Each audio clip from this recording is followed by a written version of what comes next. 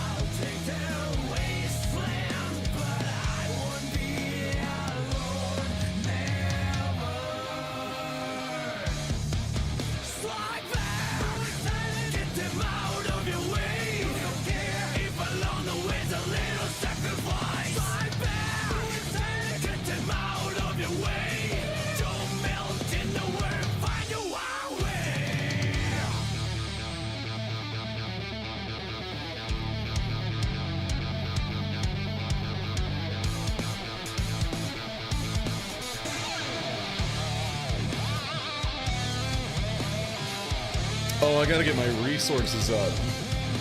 Ooh.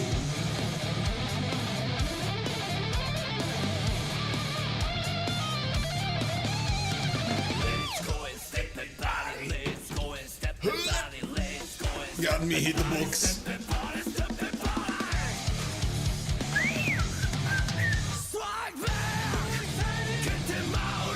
I've posted on Twitter. I've posted on Show Host.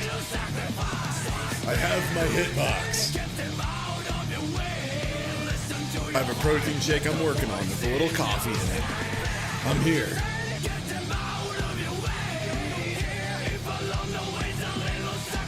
Is my camera even close to correct? Yeah, it's close. It looks all right.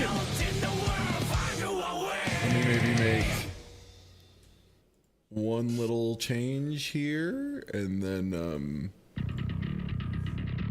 did we get to get going?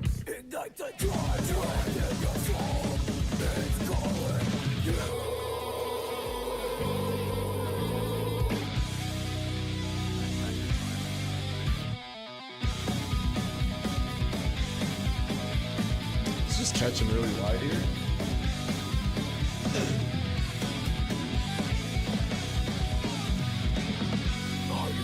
Is that better or worse? Well, now it's just like moving.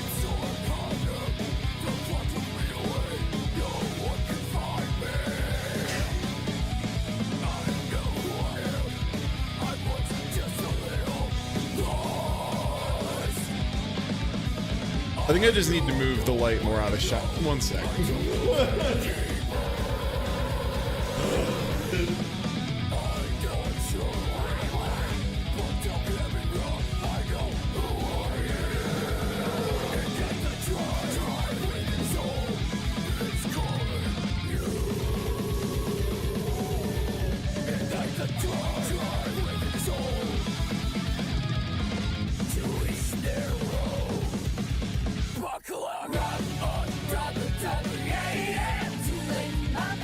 Very quickly being reminded why it's in the shot.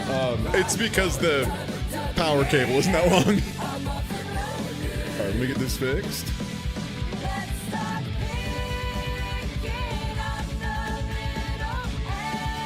Oh yeah, there it is. That's crispy.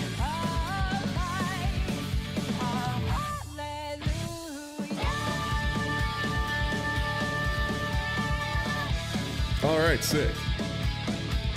Whew. Yo, what's good? Matt Pat retirement stream. Let's go. Hey everybody. Dude, I love these glasses. They're shop glasses to the highest degree. But if I just want one color filtered really aggressively over everything, nothing beats them, baby.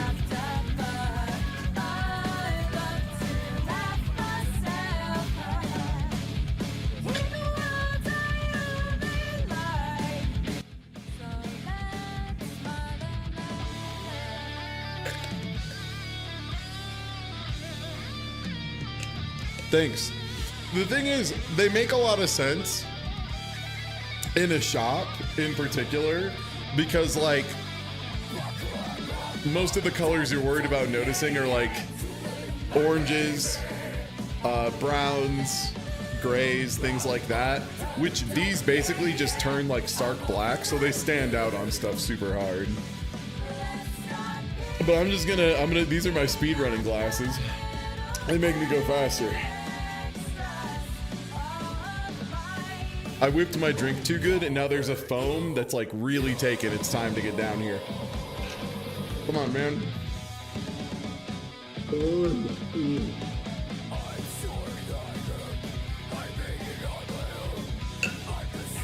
We got there.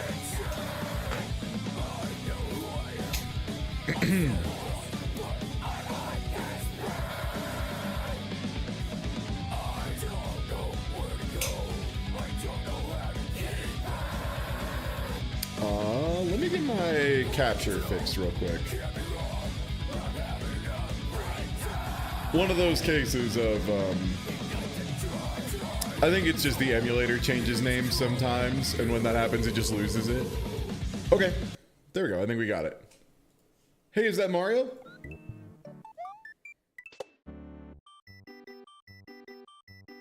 hear about this?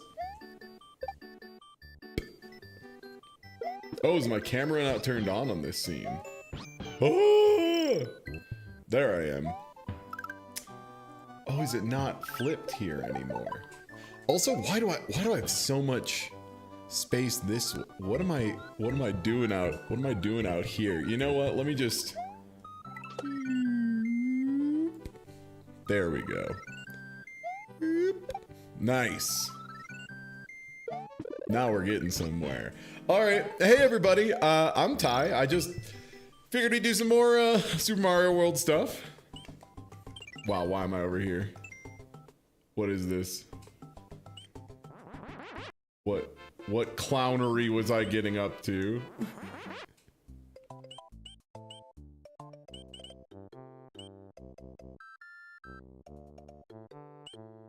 All right. So, the run starts with Yoshi's Island 2. Yeah. I don't have a cape. Hold on. How do I change that in the practice run? Not that one.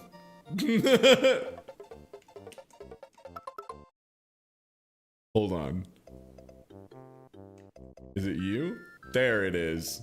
How do I get off Yasi? Ah, fuck. Help. I have a Yasi. How do I get off my Yasi? Immediately, the trials. There we go. I've de-Yassi'd. Okay, yeah, it's just LNR. The trick is, I had to remember which of these is LNR. The riddle of, oh shit, hitbox, right? All right, let's go, baby. Let's see how much I remember. I know we're gonna have to learn Cape Kill today. Slow Yoshi, garbage. Dookie garbage for bad players. Oh, I'm supposed to get the green one. Because, yeah, this one I can't spit out and recapture. Oh, right. You avoid power-up gates. So that if I get hit... While I have the orb, I just die, which is fine. Yo, thanks for the resub.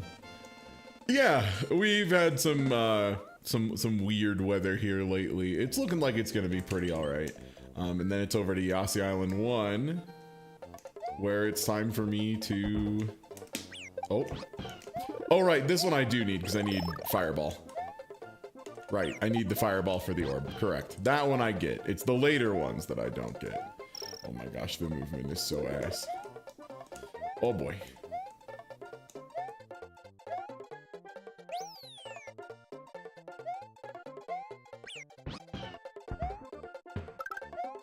This is the main one that I never want to beef, because holy shit, have I just ran off an edge so many times because of that. Okay, so it's after. Oh no. Oh boy.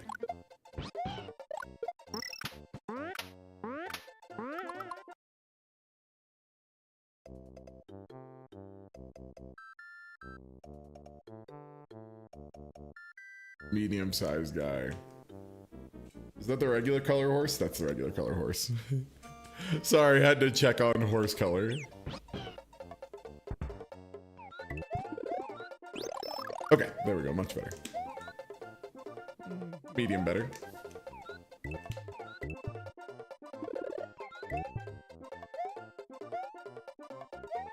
I gotta get orb correct.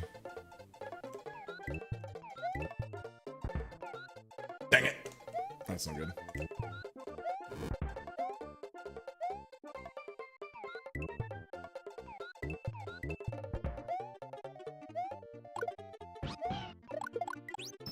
Bada bing. Huck it, chuck it. Football. We got it.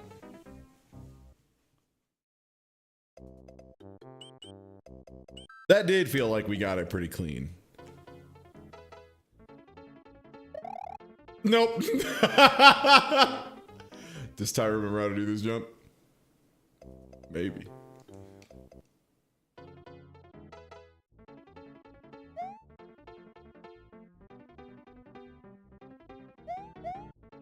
There it is. Okay.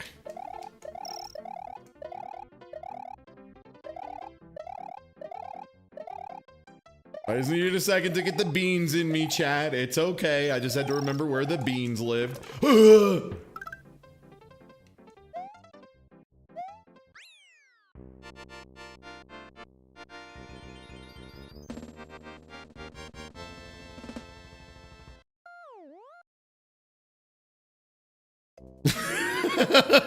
Mario. It's alright. That's what the warm-ups are for. Can't remember. Can I just spin jump this? Oh, Mario didn't feel like running. But that's fine for practice, because like using the orb, that's not hard.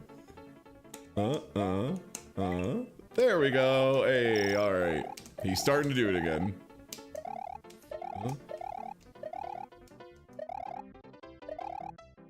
Nope, didn't press it early enough.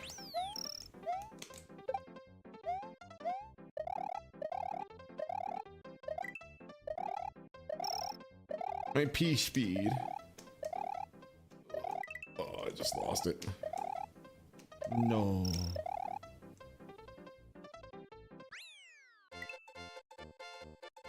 Almost. Almost.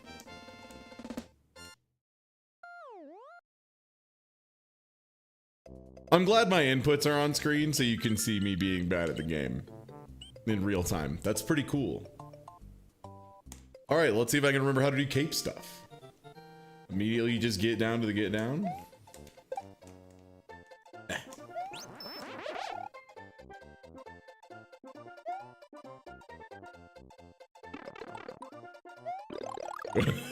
God damn it.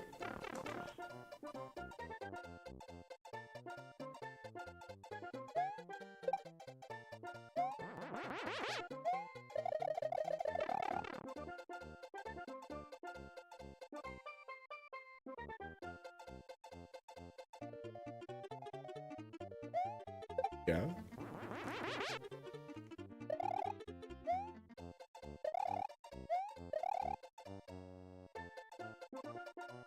You have to jump just like a little bit earlier. Really? Or...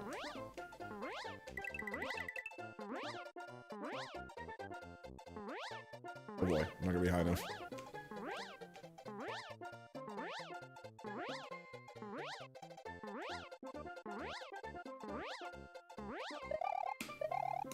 Okay, not too bad. I like managed to save it.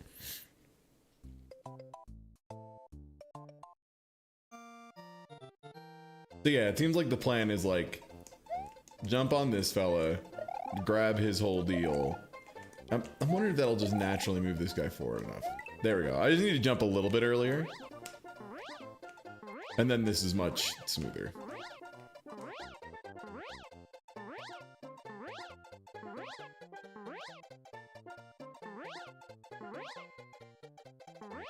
No!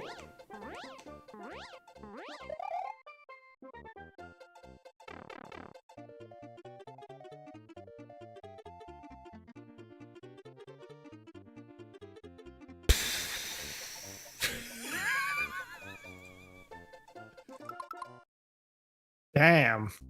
Mario's so cool, dude. Mario's so sweet. How's it going, Dubs? I'm all good. How's it going, fellow speed runner? Oh, you know, going as good as a speedrunner's life does. Excellent. I'm learning for what it's worth, so it's still like a very chill phase. Oh boy. Oh boy. Nah, I know exactly. I know exactly what you're going through. I've actually started committing to the Donkey Kong speedrun now. Oh, nice. Which one? The Game Boy one. Ooh, okay, interesting. How's the tech level for that one? Is that one of them that's like... It's fantastic. Real nutty? Also, I love Tina popping off a chat. Oh my gosh, sorry, I pressed the wrong button on the computer. Yeah, tell me what's going on with that run. Well, you know how like it's got all that really like absurd acrobatics tech and everything. Yeah. Yeah, it's levels which are like sort of okay. You can do this if you do this fast. I don't know, 10 seconds. You can finish a stage in 10 seconds. Some tricks, it's literally a 2-second finish to a stage. It is bonkers how quickly you can do that. Just because there's like I'm gonna go with the glitchless category because what they consider not a glitch is hilarious, including like sub-pixel platform jumps and everything. So yeah, it's oh, am I too loud? Am I too loud? Oh, let me. I can get it on my side. Don't. Yeah. If that's mentioned in chat, let me handle it. Yeah, but, yeah. Give me a sec.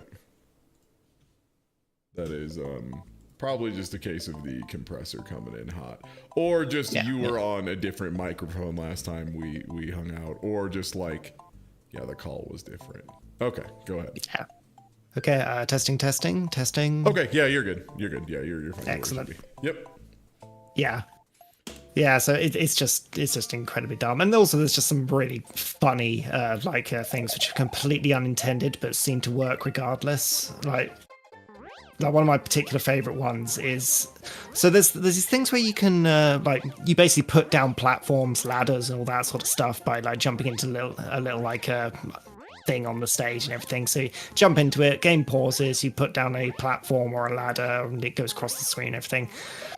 There's a particular one because the game doesn't allow like certain sprites to go over each other. There's one of my favorite one of my favorite things is you can completely ignore a level by instantly going and grabbing that and blocking off a door which is still closing at the start of the level with a ladder and just completely ignore the stage. Yeah, just walk out. Yeah, just leave. That rocks.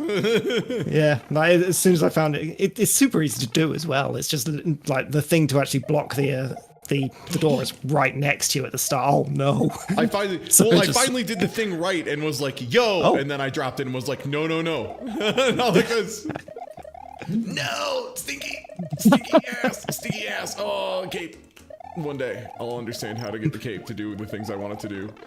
No, my car. Oh, My car. Oh, I'm dead.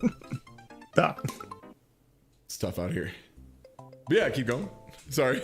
Oh yeah, no, it's just the rest of it is just some of the execution is really really dumb. Like right now, I have to the first thing I have to practice is how to do like a back forward jump motion multiple times without like stopping, because it's a little bit tight in the game, and it's just to get like sort of the best times, you literally have to just like be able to do like almost frame perfect back forward jump, back forward jump, back forward jump, back forward jump, and also control yourself in the air, because what that does is just a backflip which sends you, but you can still have air control. So some people can just do really high jumps in the spot, just upwards, and that is just doing, it is just... Quick question for any Super Mario World speedrunners who use this ROM. What's the shortcut to restart a screen? I just can't remember what it is. But yeah, go ahead. No, like once I get that down, it's going to be a little bit easier, but it is also just incredibly hard execution. So, but I did my first test run today. So, I don't know, about 45 minutes over the world record. So, hey, I don't know, I can still do it fast. I can still do the whole of Donkey Kong 94 in under 2 hours. So that feels good. Nice. Yeah, that is always like kind of the inherent like upside of doing speedruns, at least in my opinion, is like it always feels pretty nice to just at the end of the day be like, yeah, I did do that level like really really fucking fast. If nothing else, yeah. Like, that was like incredibly quick. Like that's how I'm already feeling about like Super Mario RPG Remake, is like, even though my time is like nowhere near, you know, good, and I've given it a couple weeks for tech to develop and whatnot. Which, God, that's going to be exciting to go back to. That run's getting pretty wild. But yeah, even then, just like beating that game in like, you know, like 3 hours, it's like, yo, that's crazy. That's like a whole ass video game. That's normally like many more hours than that. Yeah. It's great when it's just like you finish the game and just like, oh, I could do another one. I've still got time on my stream. Okay. Yeah. Faster than the average person. Give me that shell. You know. Oh! Nice. Hold Y and mash X. No! Oh. Fucking hard out here.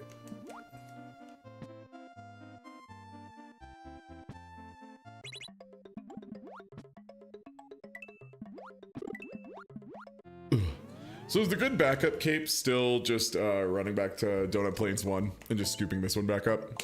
I'm presuming it is. Unless there is some other place. Donut Plains 1? Yeah. I got a horse! Whoops! I don't need that. Hate when I accidentally press the fucking horse button. Have you done any other speedruns before this? No. Oh, nice. Have I? Welcome to the team. It's fun. It's a nice thing to be able to do and to take a game you like and turn it into a much longer game. Yeah, I'm trying to think if there was actually a time. Oh, okay. Technically, the only one I can even like consider a speedrun was just like there was one stage in Crash Bandicoot 2, which was hands down my favorite, simply because it was just like, oh god, I can't, like it's one of the. Do you know Crash Bandicoot 2 at all? Yeah, a little bit. Yeah, you know the like the stages which go down the river. Yeah. Yeah, the first one of those, which essentially the moment you like the moment you actually get in and like sort of, I think just like break the first crate, suddenly a timer appears and you're just like, oh, okay. It's like, this is it. And like that actually gave me the biggest incentive to just be like, well, okay, I can do this fast. To the point that I actually like thinking I was going to like what became like the Donkey Kong gamble on my stream, you know, thanks to Doc's idea. It was originally going to be like I boot up that level and do it fast. but like, yeah, that's the closest thing I had to a speedrun beforehand. Yeah. And then and La then the Mulana first- randomizer, because like randomizer speedrunning is like very, very real and very difficult too, for what it's worth. yeah, I think Orth actually like. I wouldn't say advised against it, but did make me kind of semi-realize that having a having a timer on a randomizer is I don't know, like it's such a weird thing because the randomizer is so malleable. You can't really like have a category for it. You can just so the get only hit reason for I have a bad one. Yeah. I mean, you can do categories. Usually the thing is you need to be able to like prove your seed was randomized in some way, shape, or form, or like do it as part of a group race where like multiple people all use the same seed, that kind of stuff. Yeah, exactly. Yeah, that's what I'm that was the one thing, like I tried to play some like original Super Mario RPG and it just does not feel super great after having played the new one a bunch. Oh no. No, it happened. And like I do hope at some point that there is a randomizer for the remake, even if it is like on emulator. That's fine by me. I won't tell nobody. You can dump your own ROM. True. But technically you have the game, so you can dump your own ROM. So don't want to pull a Dream. Yeah, you know, be a Minecraft YouTuber. Yeah, definitely not. The nightmare. One fear, I turn into a Minecraft YouTuber on accident. Upside, I have $1 gorillion. Downside, I released the most cringe album in human history. That's not mandatory for being a Minecraft YouTuber, is it? It is if I'm Dream, though. Okay, fair enough. I have to cheat at Minecraft speedrunning. What? Oh, Mario! Oh, right, sorry. I was also just like I was completely like oblivious to the joke which was happening. Just like oh. Yeah.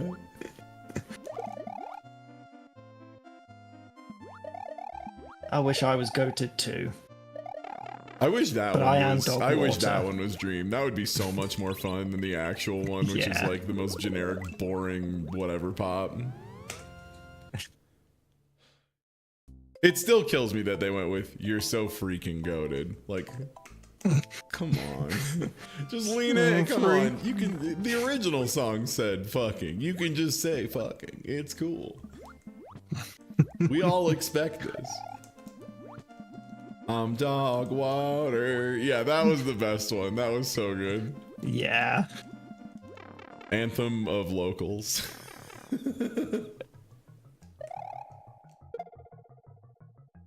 I'll take it. That's half credit, I think.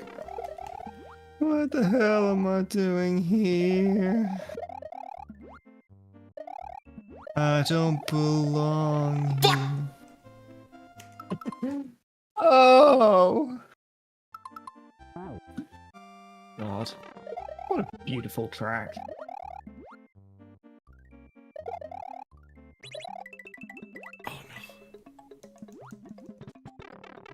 Come on! The worst guy.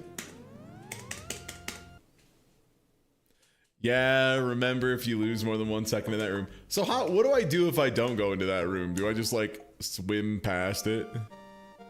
Oh, don't run past the Koopa, take off earlier. Okay.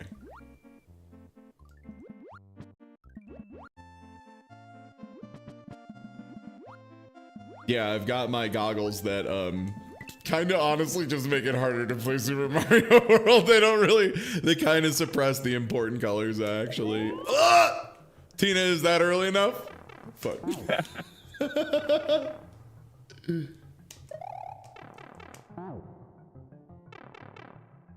I've actually got a pair of those. Yeah, I mean, I use these for a shop when I did like lathe work a lot. They were really nice for that.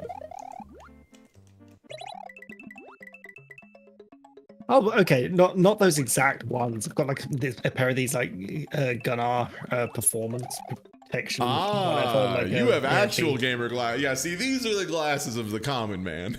Oh, right. That's why I love them too. They're just shop glasses. That's also why they're ugly as sin. I mean, damn, like Look at these fucking things. They're hideous. They're so big. Look at them. They're like they're fucking massive. They're just big sheets of plastic. I love them. I did come into the stream, instantly saw and just heard like Cyberpunk 2077 music in my head. So it's just like That's the thing, yeah. Make fun of me all you want, assholes. Only one of us is gonna have sawdust in his eyes. Beans. So this one is the I have to like jump, take off, pivot backwards, dive through. There it is. Okay. I remember this place beat my fucking ass so much. Just little bits of impatience. Ty Tuesday versus Ghosts when it comes to being patient is like a 10-0 matchup. I don't stand a chance. They always tantalizing little gap between them. Come on, you can make it. Yeah, these little bastards. I love to press on these little shitheads. Absolutely.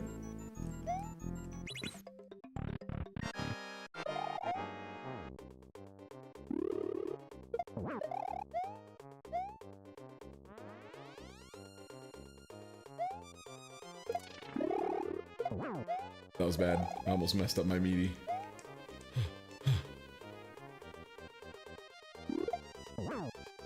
Nice.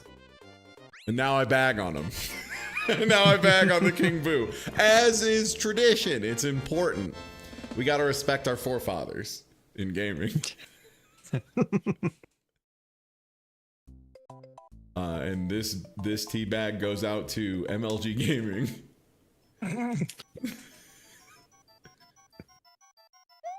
What's the guy who sold all the fucking motherboards or whatever? Who's that guy? I can't remember. Fatality. I actually got it. Thank you. Yeah, Fatality. You got it. Yeah, this teabag goes out to Fatality. This one goes out to FaZe Clan. Okay, that I recognize, but like everything else is just like, yeah. Oh, I fucked up so bad. Now I have to regular fly up there. Like a chode. Ooh. He's in there. He's in there? He's in there.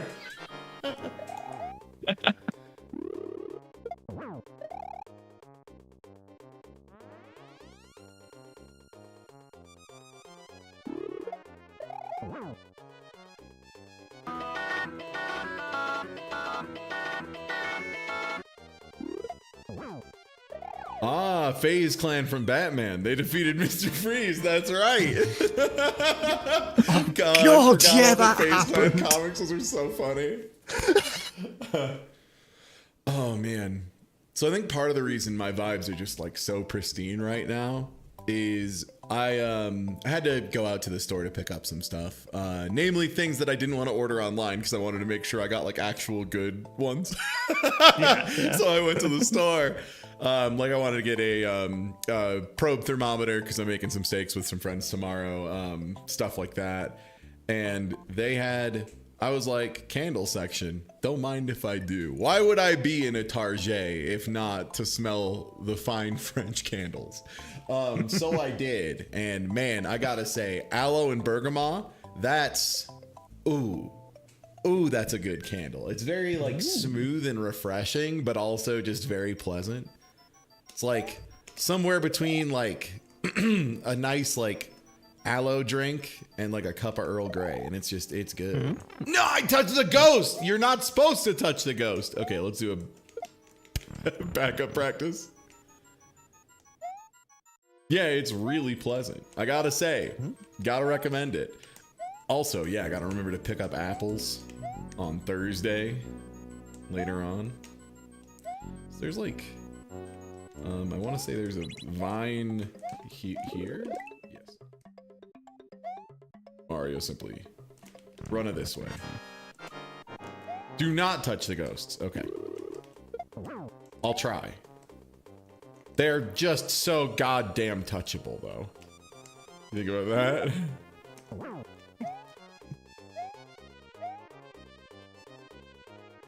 How long will the Apple Expedition take?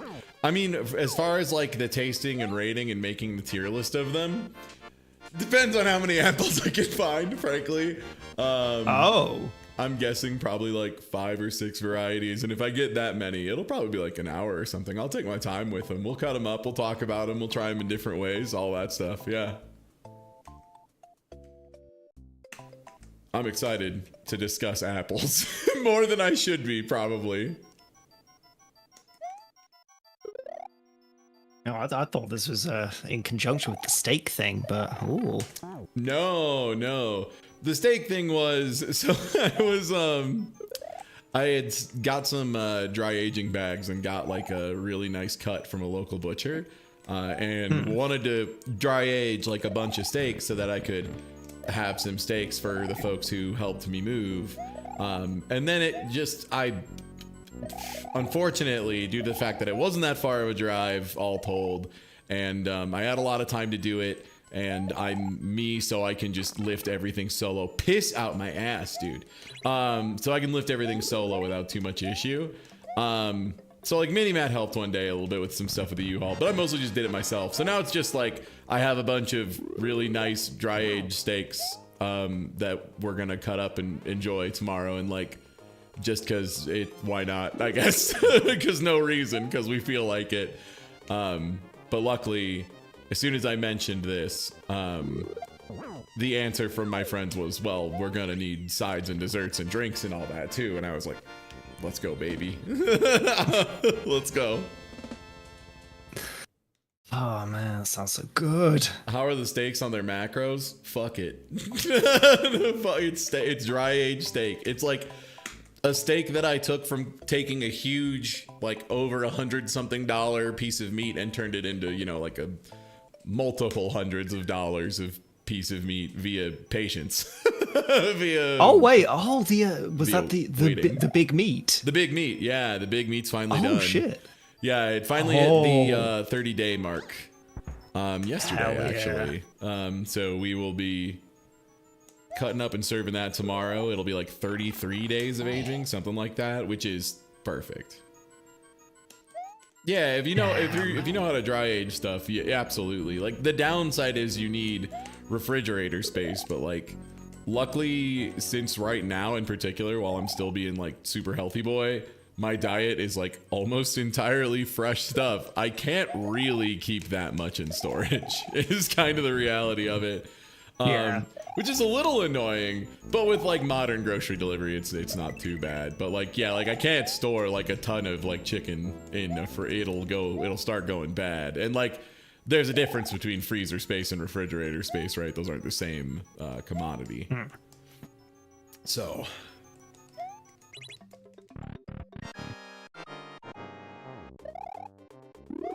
You can tap B while in cape to reverse your momentum. God, right. And B is... Okay. B is default jump. The joy of playing on hitbox. God, what are the buttons again?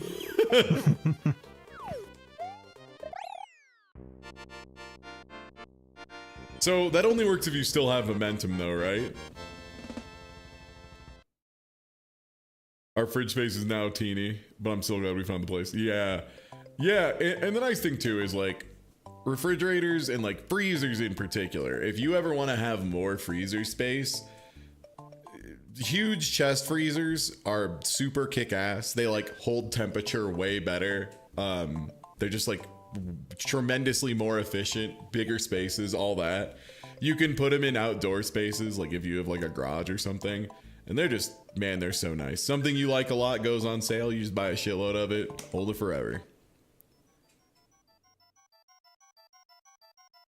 Nope, fly up into a wall. Oh! The slow little movements, okay.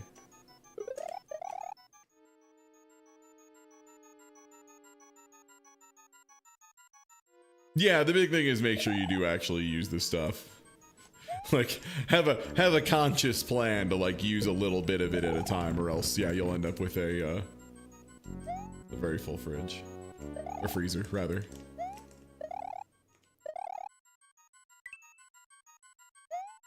Donkey Kong speedrunning in general is like one of those terrifying games where Much like, I think the only game that like intimidates me as much as like Donkey Kong Country 1 and 2 speedrunning is like 2 in particular, I think is the one that's like terrifying. I'm trying to think what else it was that had like that much. Oh, like Yoshi's Island speedruns. Those terrify me. Yoshi's Island speedrunners, especially for like good ones, nightmare stuff. You want to talk about having to keep the fucking rhythm up. That's some real Super Mario RPG 100 Super Jump shit. Oh, yeah. My parents just like froze a ton of shit for no reason and never used it. Some meat packages, they tell you to use it 30 days after freezing.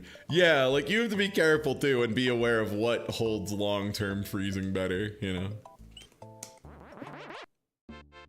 DKC speedrunning does have the best domain name for the leaderboard. Shitgamequitforever.com.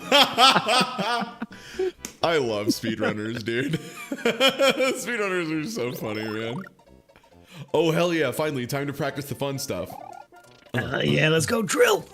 Ooh. Oh, yeah. That was pretty good.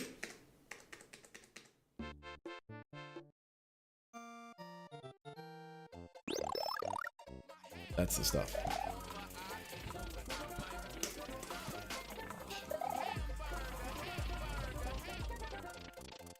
To learn Mario. I love that, for whatever reason, it's easier to do this to the left. I almost had the timing down.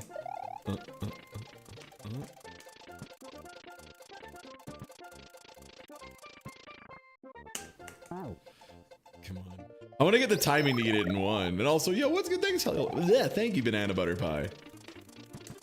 Okay, there we go. That was pretty good. Uh-oh. It's because the game pushes you to the left when you're zipping. Oh, okay. So unless you like hit it super clean to the right, the game's almost certainly just gonna jiggle you back out. Okay, that makes sense. And it seems like I want to tap left on the way up. Like a little bit. Yeah, like that much.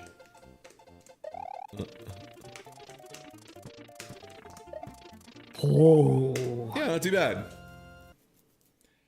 Yeah, it's like a little bit after I start going up. It's like the tiniest delay. It's nice to practice the parts that aren't punishing. That's what I should say. Not fun, just not punishing.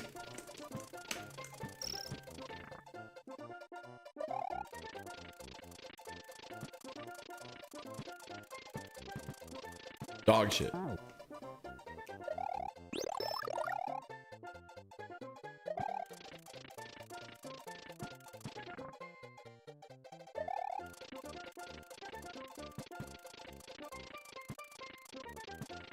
Dang. It's about hitting the timing. Yeah, punishing, exactly.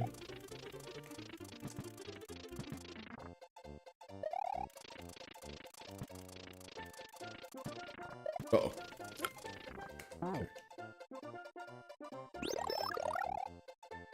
This part I love too, because this is the like really goofy looking trick.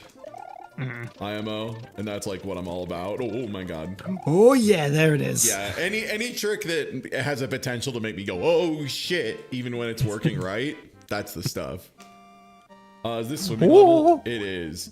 So what is the best way to do swimming level? Do I grab the star, then grab the Yahtzee, and then immediately just try and mac and cheese it to the other side of the screen with the Yahtzee? Do I worry about getting an addition? Oh no, because if he eats the star, nightmare. Or do I just say no star and just Yoshi and just game my ass off? Well, I guess if I have the cape and the Yoshi, that means I can spin and both sides are covered. Like, right?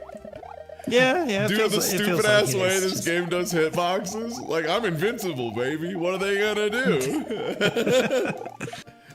Not only that, it's a 50-50 how they're gonna die.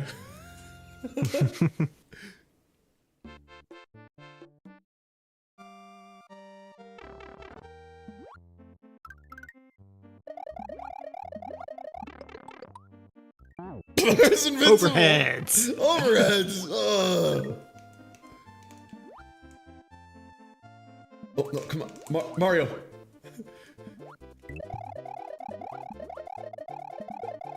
Okay, I have a big open spot there. Good to know. Brother. Brother. Yassi. What are you here for if not to make that happen?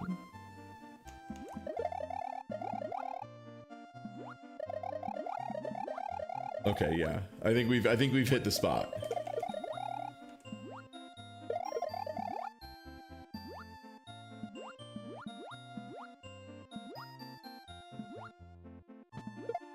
That's pretty clean. Yeah, that's...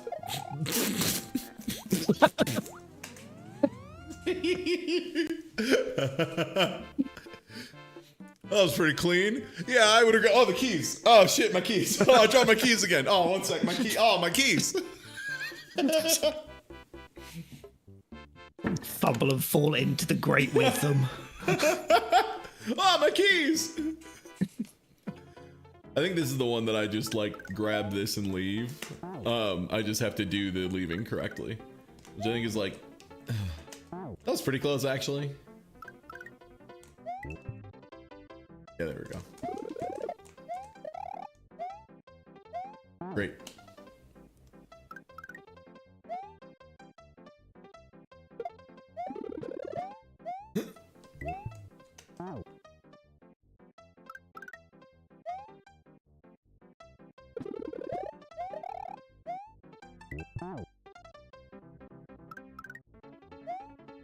Okay. I don't know why this used to give me so much trouble. I must have been having a weird one. I was probably just overrunning it every time, honestly. It was probably a case of like, I just didn't believe I had P-speed. I was like, well, I clearly don't have P-speed. I'm not sure where, because there's an indicator that keeps track of how fast Mario is. And I want to say it's like 47 or 48 is like where I'm fast enough. Why do you grab the P-switch? It just makes flying way easier. Mario has really, really good control when he's holding an item. Yeah, it just makes flight easier. And then you can technically like throw it. Oh no, I fucked up. He's a genius. Oh.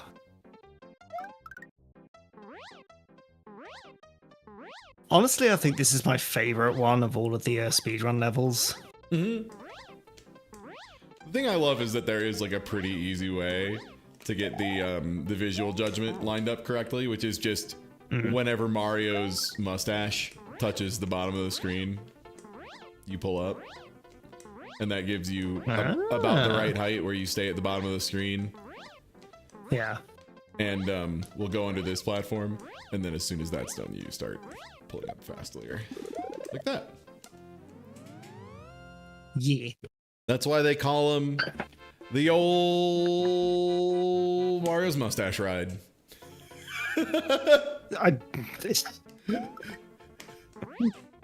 Hell yeah, brother. I got no response to that. Just thumbs up, smile, nod. Thanks, speedrunning community. Keep it up.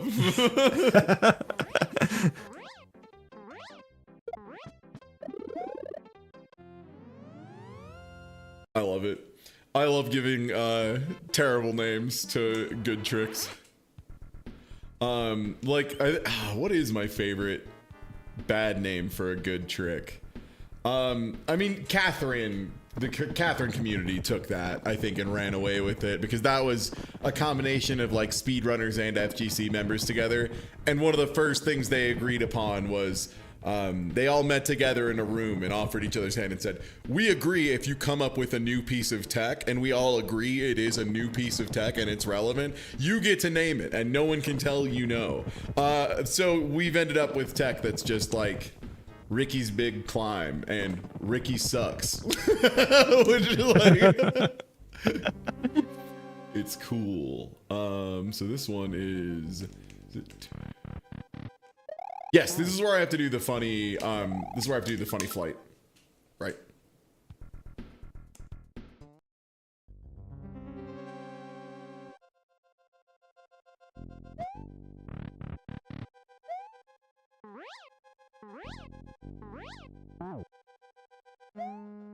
Oh man, you can even keep door flight on this practice ROM is crazy, man. That's so cool. So the trick I'm doing here, Dubs, you might notice Mario just is instantly able to fly when he enters the room. That's not normal.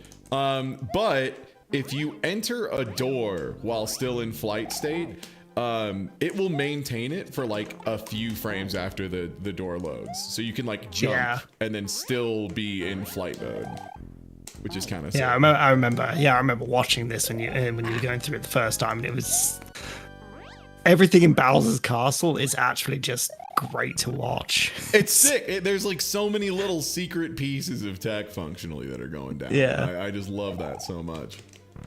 Get this one out. That's the one where you have to like sort of bop yourself on the bottom of the 7 so you get the speed to actually be able to fly. Yeah.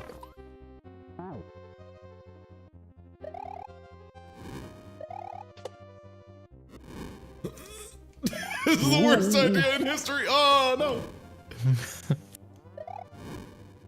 And then once we do get to Bosser, I say we do some runs until we get one through.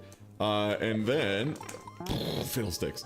And then after that, then we spend some time learning Cape Kill. Mario. Shithead. Do you have a completed run yet? Like a couple, but none I've bothered timing. Cause like, I know I'm gonna, it's one of those things where like, until I have at least all the pieces together, I'm just not gonna bother too much about timing runs. Also, cause I just don't care much. But we'll definitely get a couple completed ones in. This category is pretty quick, so you can be pretty picky and still, you know, get one through in a couple hours. That's true. I should time at least one run before I'm good, so I get to feed Ryu a lot of delicious gold splits.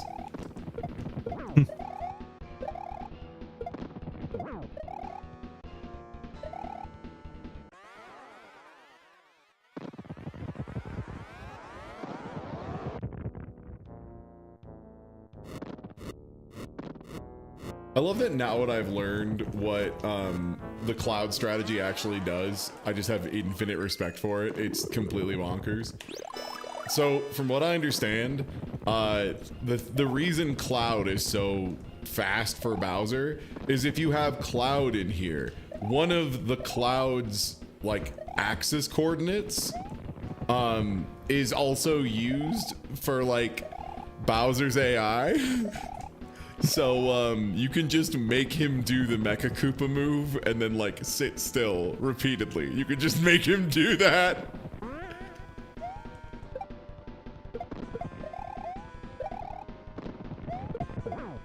What's the Cloud Bowser thing? Sorry, I think I missed this part here.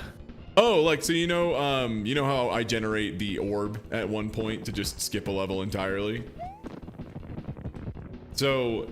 what? Oh, that! Yeah. So instead of making the orb, you can also make a cloud using another strategy. And if you have the cloud, it's like the cloud that Mario can ride around in. You make it, and when Mario is using the cloud, one of his coordinates, it's like his Y coordinate or something, it controls Bowser's AI in some way, shape, or form. So you just use that. It's weird. Ah.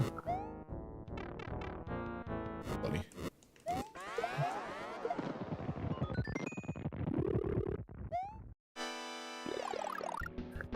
No! History's bravest soldier, no!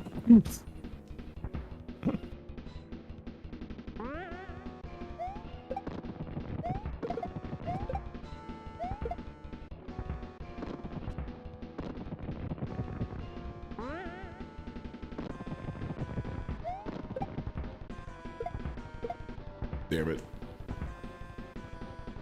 Okay, that's why we practice. That's why we do a little warm-up. So that the first one of a full run will be, you know, still as bad, but like... Bad in a new bespoke way, at least.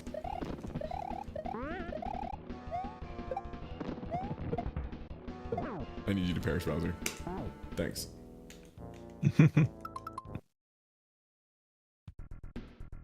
All right. Yeah, let's do some. Let's do an attempt of the regular one. Let's go. Let's play some of this trash game.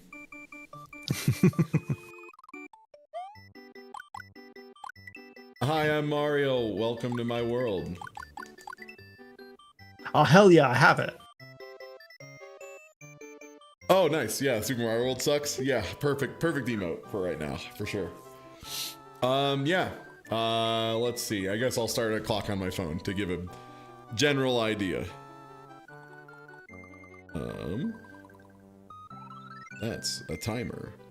That's a stopwatch. Okay.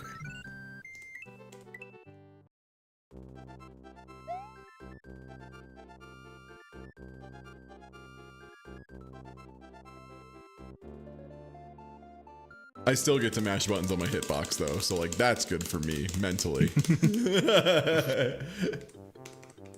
No, Mario, not that way. Oh, the map screen is so slow on not the practice ROM.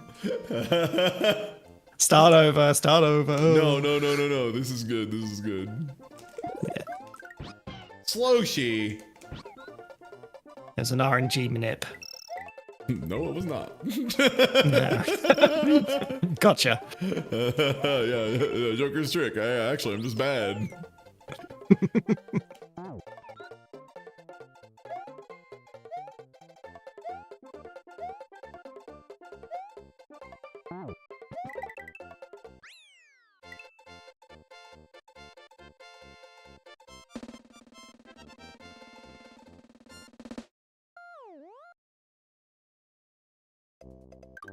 Yeah, it's funny to me when ROM hacks make Mario swear, but in like very like boring ways. Like, what a pain in the ass. What a real pain in the tuchus. Oh, I didn't do it too fast, thank the Lord. I was so sure I had just had Yoshi eat the power-up, the thing he loves to do. Where he eats Daddy's power-up, even though Daddy says specifically, that's for Daddy, don't eat it.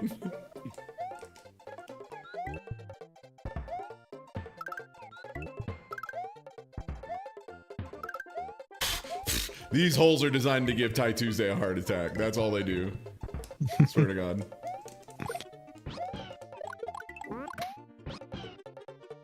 Bang. Oh.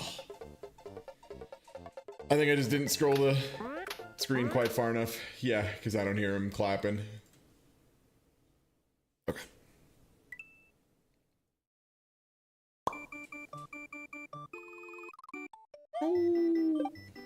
Hopefully it's just a cold. Erase Mario. That Mario was a failure. Destroy! Destroy that weak Mario. Don't worry, sir. We have the backup, Mario. Deploy Mario 2. Beep, beep, beep, beep, beep, beep, beep, beep. Oh no, the Americans hate it. Quick, get a new Mario 2. Yo, new PB! He went the right way, let's go! Hey! Oh, that wasn't staggered enough, yeah.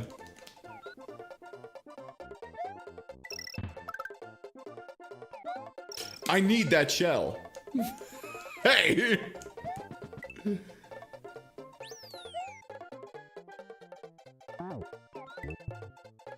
I really like the idea of speedrun Mario's being destroyed like rundown racehorses. Oh, you'll be glad to know there is an entire creepypasta that is exactly that. Of course.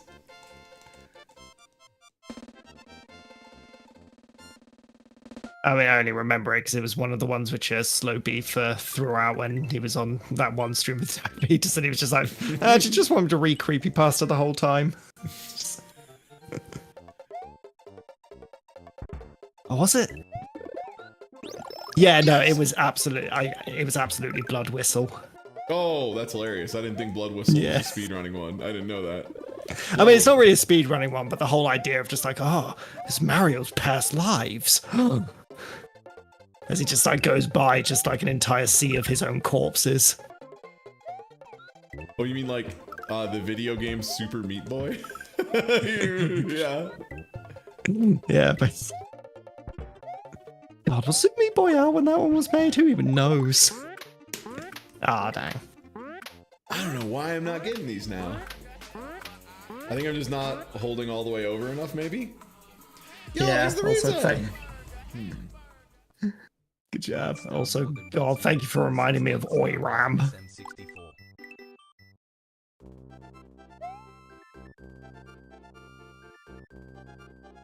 Yeah, I love the Mario Lovecraft ROM hack because it was like actually good. It was just like a good game that did cool stuff with the ROM. Oh. It was really neat. Yeah. It was funny because it was like, it was the one time where I was like, oh, they're doing like kind of a creepypasta thing. I'm like, oh, this is actually just really cool. Like they've just done a lot of really creative stuff with the tools. Oh, I missed. The horse. The horse, Mario. Oh, don't eat an apple, you piece of shit.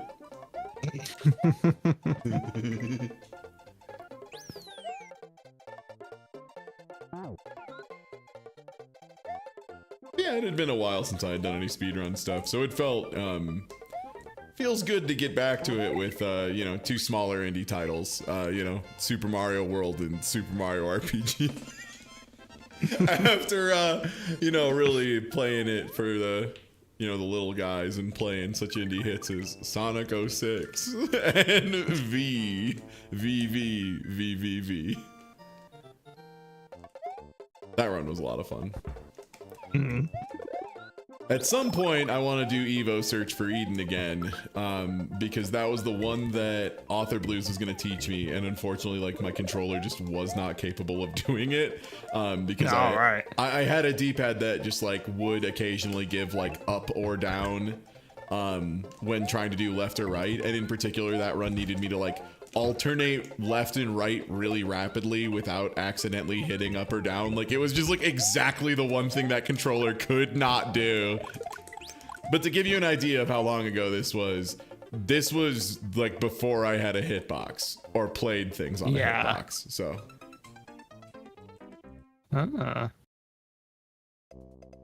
you think this Nintendo company has a future? No. No, it's no false chance in hell. He's crispy.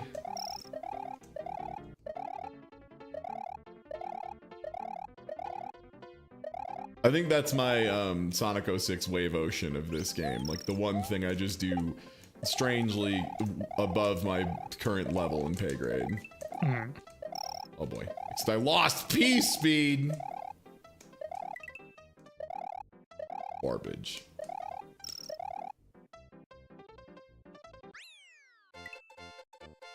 Yeah, honestly, this Nintendo company should probably stick to cards. That's a good point.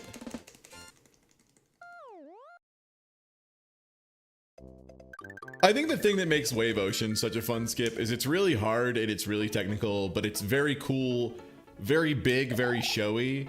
And also, yeah, it's in like the first mission of the game, so like missing it isn't the worst thing in the planet. I know I did it right. I know I did. You son of a bitch. You son of a bitch. This is why we stay as the small Mario. So what happened there? And this is one of the most frustrating things about those spikes. So I can spin jump off of the spikes, but the spike hitbox is way lower down than you'd think it is.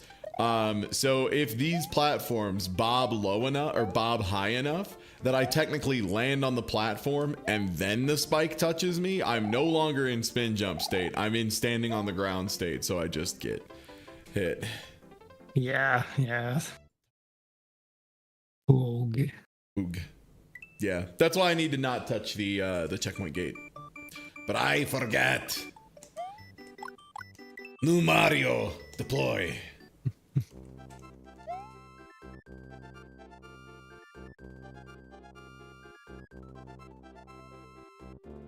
It'll be funny though seeing how what my time ends up being without any plan for Bowser other than just like kill Bowser.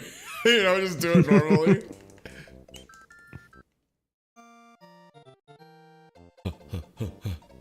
Huck it. Chuck it. Football. Yes! Nice. No. It's okay. It's okay. I got the fast Yoshi. It's okay. This is we're still Okay, in Bliss Town. It's fine. It's fine. I hit the fast Yoshi. Yeah.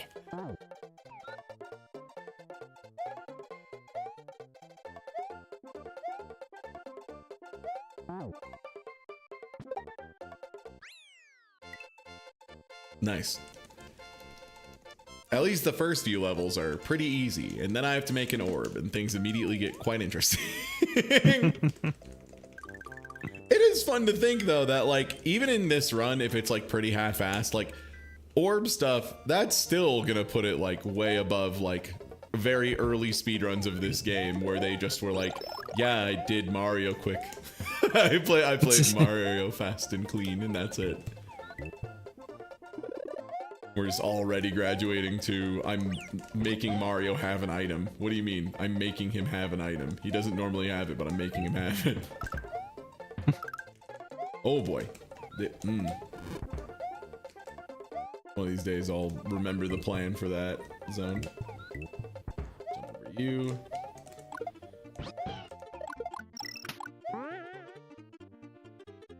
I missed the coin on Yoshi's tongue.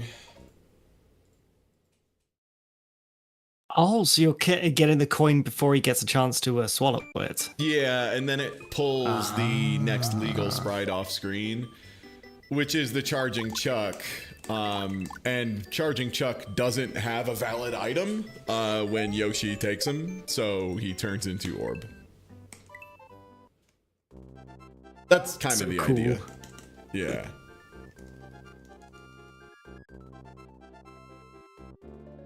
I just need to do it good, you know? Hmm.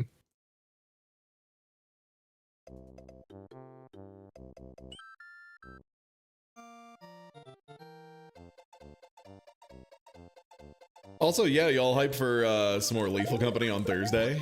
I am very excited. Pretty good group together. Oh, is it happening on Thursday now? I think that's always when it's been happening, yeah.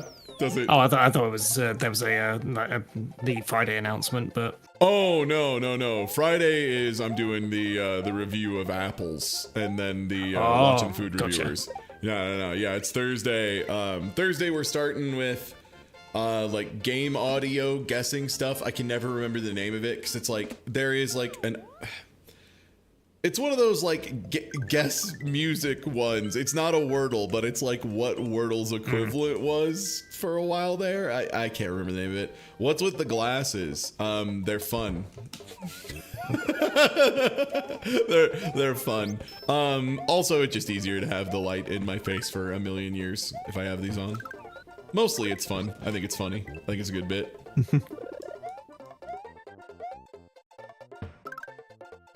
See, that seemed good.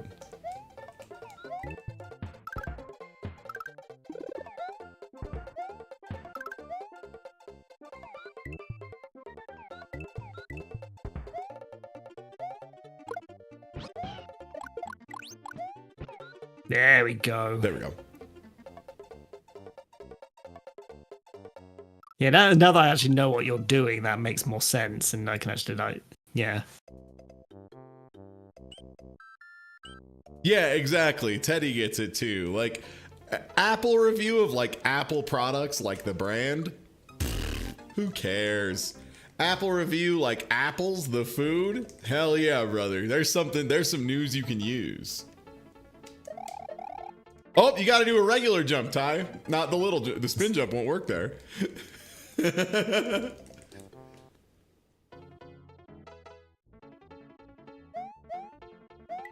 Okay, there we go.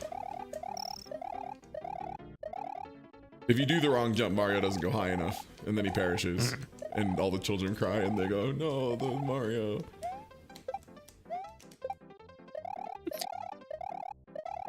Don't worry, Timmy. We'll just get a new one.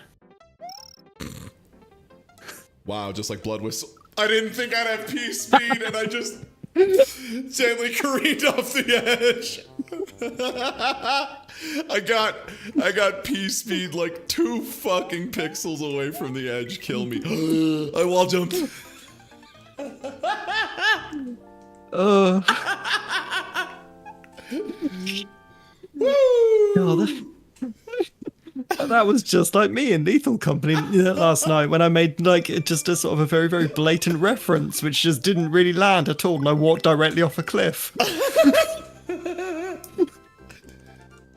P speed is an insidious killer. It's true. But yeah, that's been the good part about this run so far is like, since it is only like, you know, 11 exits, usually if I get pranked, it's in the first couple minutes, so it's still just funny. Yeah. Compared to like Pizza Tower, where sometimes I'd be like on the ass end of the 3rd hour and something just went wrong in an unbelievable way I had never experienced before and life was difficult. Or, since I played the game very early on, there were a few stages that were just so unbelievably punishing for P rank and S rank. The escape sequence in particular, if you made a single mistake before the last like 2 rooms of the escape in Pizza Tower 100%, you just lost the S rank and you just lost the entire run on the spot. It was rough. Yeah, that was a run that like everybody I know who did the 100% run has at least one Twitch clip of them being on unbelievable either world record or personal best at least pace and then just fucking eating shit in the escape to like a single dumb thing and immediately losing S rank and just throwing away the run because they functionally lost like 3 minutes. Like immediately. It's just like, oh. God, yeah. Yeah, it was yeah, really I brutal. feel way too bad. Ugh. Yeah, the dev has gone through and like made those more lenient, which is nice. Didn't scroll it far enough. Man.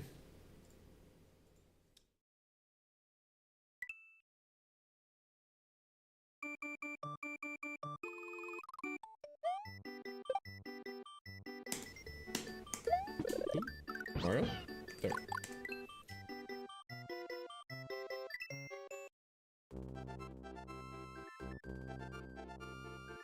Yeah, 101% is like...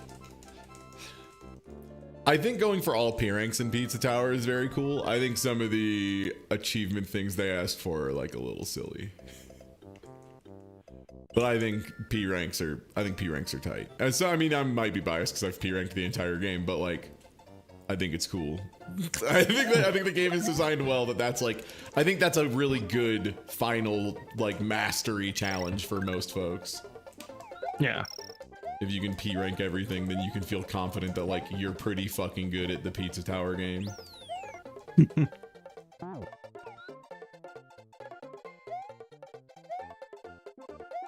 Yeah, I've yet to play it, but I probably should at some point. But Good.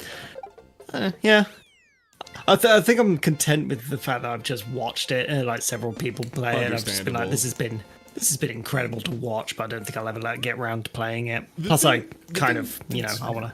Very weird about it is it does have a pretty pronounced floor, I think, that most games don't in this era.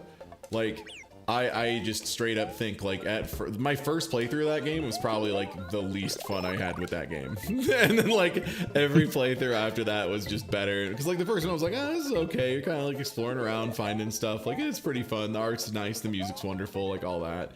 And then second playthrough when I'm like actually finally like cooking all over creation, I was like, oh, okay.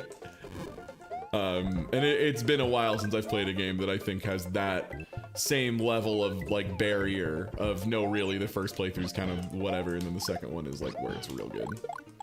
Yoshi!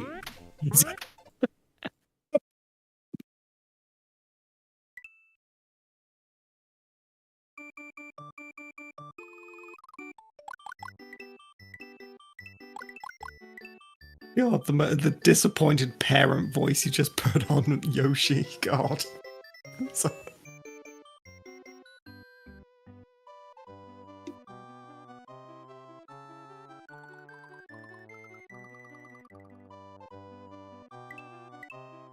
Mario.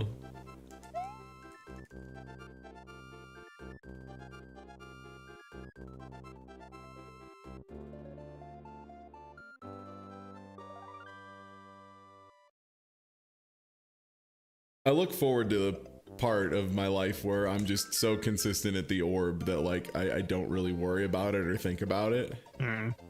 You know, I'm looking forward to that part of my life. I'm finally at the point where like with like Super Mario RPG, like 30 super jumps for me is like trivial. I can just rip that out whenever. Man, I'm still a ways out from 100 though. I look forward to getting back into practicing that again. I gave myself a break for like a bunch of reasons, but also because that's just generally how I tend to learn a little bit better. Swapping between a couple things, taking breaks, giving myself time. Just because I wanted to learn Grand Blue, get a little bit better at that. Which, yeah, pulled 5th at the Discord tournament, which was nice. I'll take it. Tied with Burst Burglar, and if I tied with Burst Burglar, that means I did pretty fucking good. That means I did pretty nice. 1 spot behind Mini-Matt and tied with Burst Burglar. That's a good-ass place to be. Jin was cooking though, man. Holy shit, his stories is fucking on one. Holy shit. That was such a good tournament. Thank you for like sort of. I had no idea it was even happening. It was just like, oh, it's a tournament happening. Okay, cool. And yeah, just. Yeah, Jin just put it on the side, and I was like, especially as soon as I saw like the entrance list, I was like, I would like to stream the top 6 of this. I think it'll be. Oh. I made Mario sick. I'm sorry, everyone. I made Mario sick. Hi. Whatever you do, you have to take the cart out and beat it with a hammer and make sure that nobody ever plays this game ever again. You understand? I made the orb too good. I made the orb too good. I orbed the whole game. But Tuesday, why did you do this to me? Huh? How does he know my name? I have no sense of right or wrong, tiny Italian man.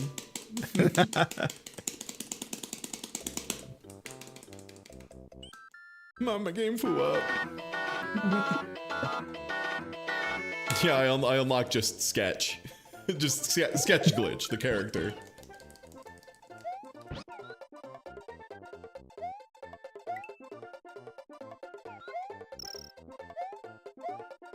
Tina has written something very informative about Virus Orb, and I managed to glean a few words from it, but I will have to hard read that here in a second once I walk through a gate.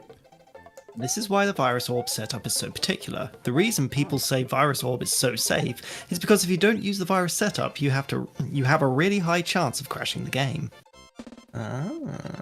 Safe. It's one of those. It's safe. As in it will not make the game explode most of the time.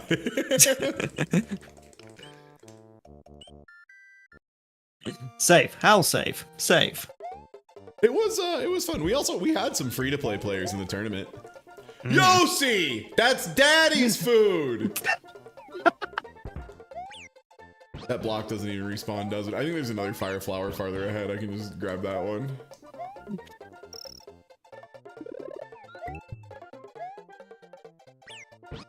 Yoshi has such a problem eating Daddy's food, let me tell you.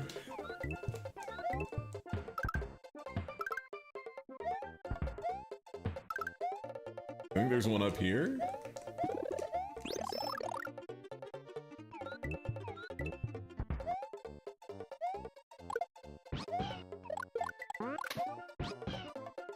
Dang. Yeah, I wasn't quite far enough over before I scrolled the screen.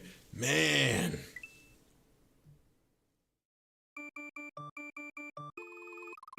Maybe I need to hit the practice ROM up and just like do a couple runs of the orb setup. I'm just digging it up.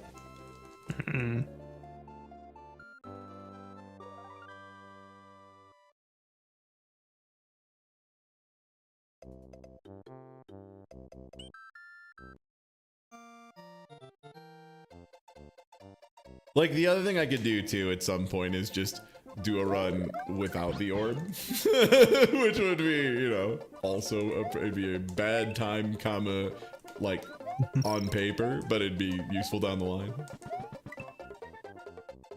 I just know I have the orb in me. Like it's so easy compared to like other things I've done in both speedruns and fighting games. Like I know I can do it no problem. Especially on Hitbox. That Super Mario World sucksable. Geop. Yeah, I agree. Yeah, I'm gonna play, thank God I have like fighting game addiction, so I can just play Under Night 2 and Grand Blue. Hi, how are you getting into so much better physical shape so quickly? Well, my child, I don't drink, I don't really do hard drugs, I don't like go out and party that often anymore or anything. I just play fighting games and speedrun and work out. That's it. I eat right, and my idea of party time involves no large amounts of food or alcohol, which it turns out really helps. When you don't ever drink it, it's so easy.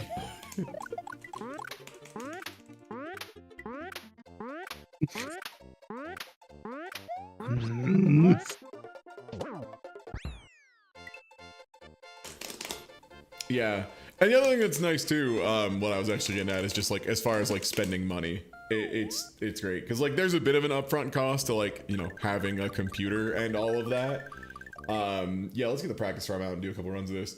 But once you have that initial investment out of the way, man, yeah, I pay like $50 for a game and then play it for 10,000 hours or whatever, you know. Realistically, 4,000 or 5,000 hours, you know. A normal amount.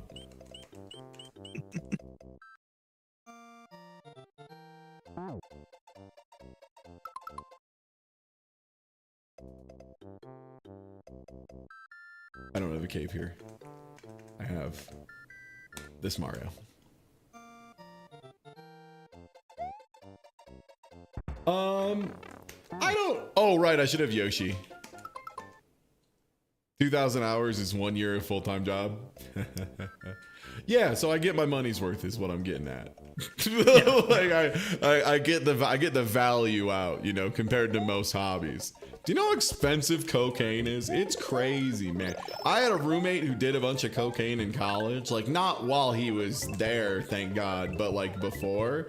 And the amount of money it takes to like have a cocaine addiction, it's crazy, man. I don't think I could bring myself to do it. Not just because like, not because I'm worried about like a cocaine addiction or something, but more just because like, holy shit, it's so expensive. You know what I could do with that? With that kind of money? Oh my God. And now to get it first try perfectly, of course.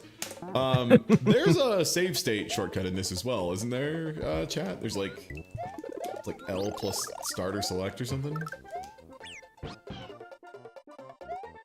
That might not be a bad idea.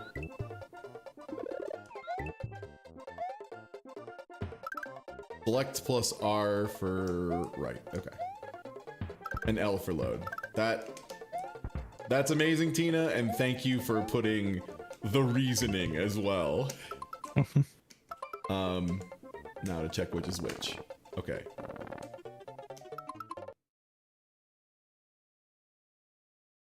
Right. Yeah, I was about to say that spiciest peach. If you hit start and select, or select while it's paused, which is what I tried to do to save state, it will kick you out to the menu. Dang.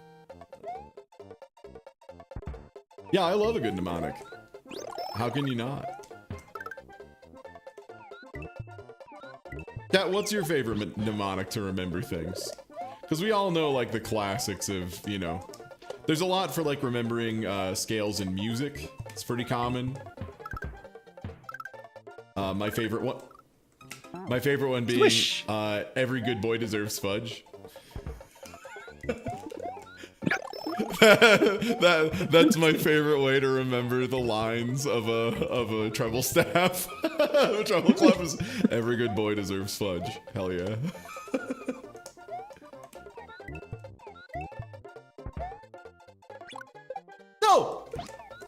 We go down together.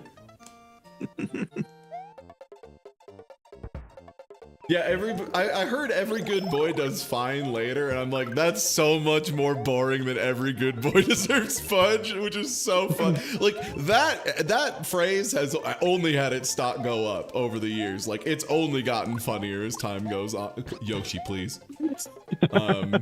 As time goes on, the every good boy deserves fudge has gotten funnier and funnier. It's kind of amazing.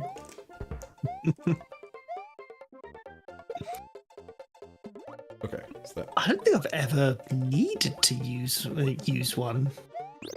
like a mnemonic? Yeah. God, no, I can't think of any at all. Yeah, I'm not really a big mnemonic user. Definitely some places where it's... Oh, is that load? Yeah, I did write in load backwards. Oops. Oops. Oops, oops, oops, oops.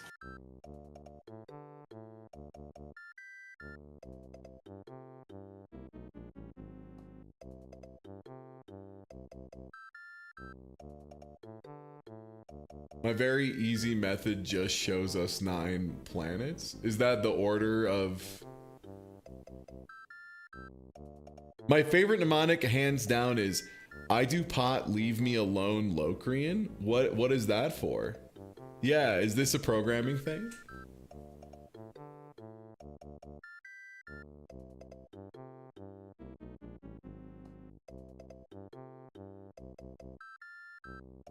Mario needs his horse, but he needs to be regular sized.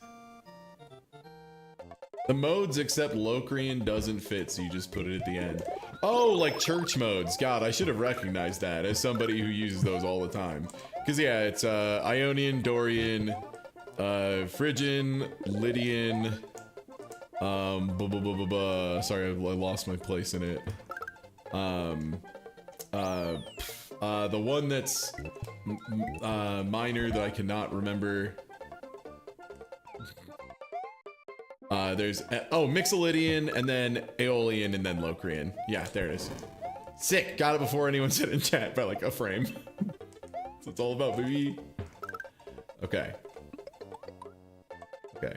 So you're R. So. Oh God, how do I make Mario's camera not sick? Okay, there we go.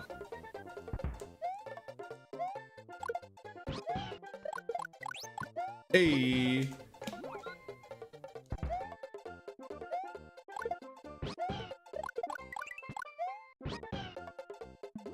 What else is new? What else is new? All right. Now I've got a very carefully set up practice thing so I can practice it, so I can start hitting it consistently. Immediately hits it 4 times in a row.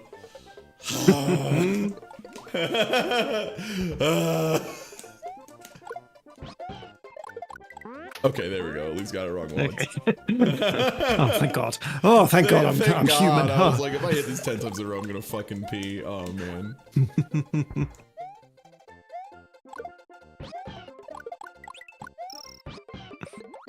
I think my favorite, as far as like things to remember, was I had like one physics professor who did a left-hand rule and another who did a right-hand rule for the same rule.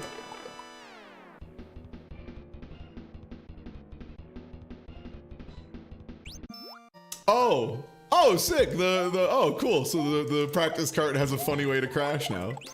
Oh, that's tight. That's sick. And then it loads your state. Oh, that's tight as hell. Dude, the practice card is so good. It's almost like it was made by a speedrunner who has deep and intimate knowledge of the game and what happens with it all the time.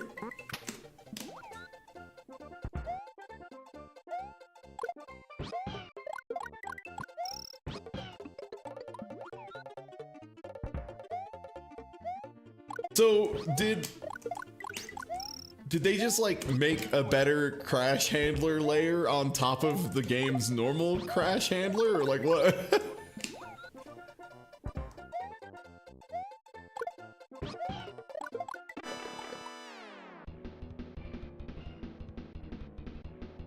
You did? Okay, sick. How does that...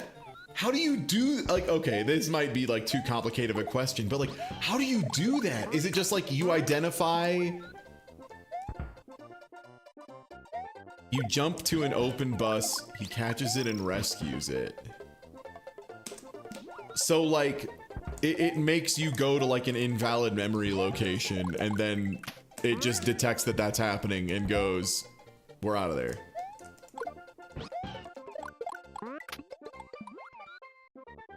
Yeah, basically. That's so wild.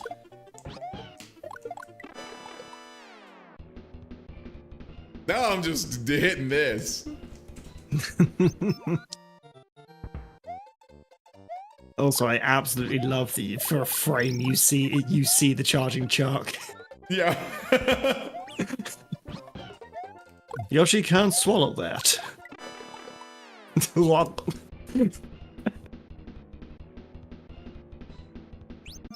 He's very smart. That's why he does video game mechanics explained. Oh, is that a like a show, podcast, etc.? Nice. Yeah, putting the boss music up for the blue screen is like an inspired choice, frankly. YouTube channel. Okay, word.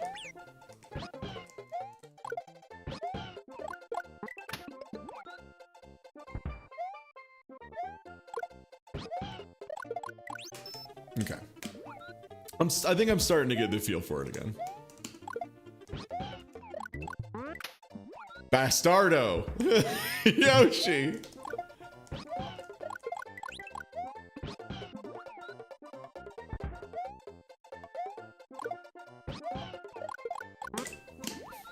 For anyone wondering too, what is this item Ty is getting? Why does he care so much? Let me show you. Next time I get it.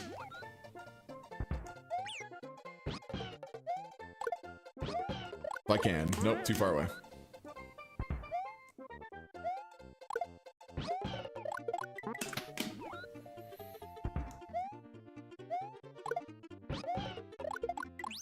There we go. So it just sets off the end of the level flag.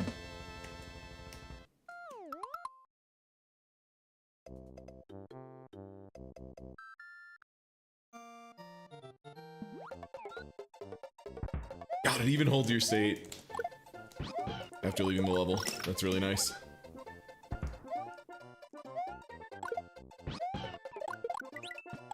The things this ROM can do is unbelievable. It's the end of level orb from the sunken ghost ship specifically. Oh, neat. The more you know. All right. Let us try again. Now that I've de-whacked my bones.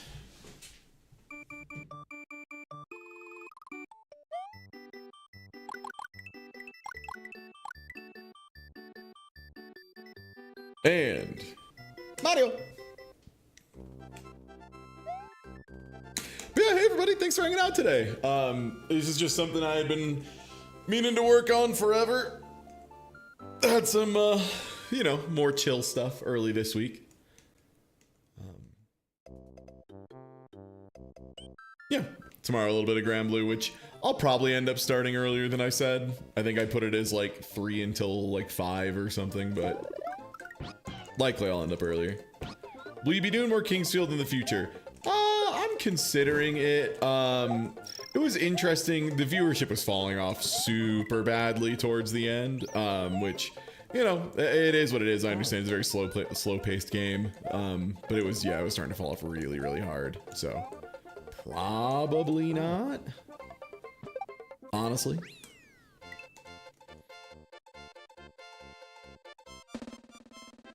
They were kind of fun, but it was also like, it's a pretty slow game. It's a slow burn. It was neat, but it's something that, like, if I do want to finish, I want to have a lot of time for it, and I want to do it probably mostly off stream, and then like maybe record and upload like a highlight or two.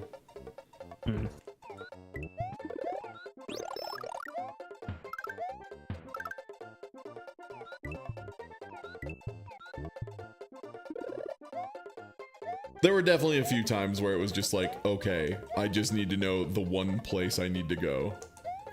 I feel like I've walked across this entire map 16 times. Where's the one place I haven't touched?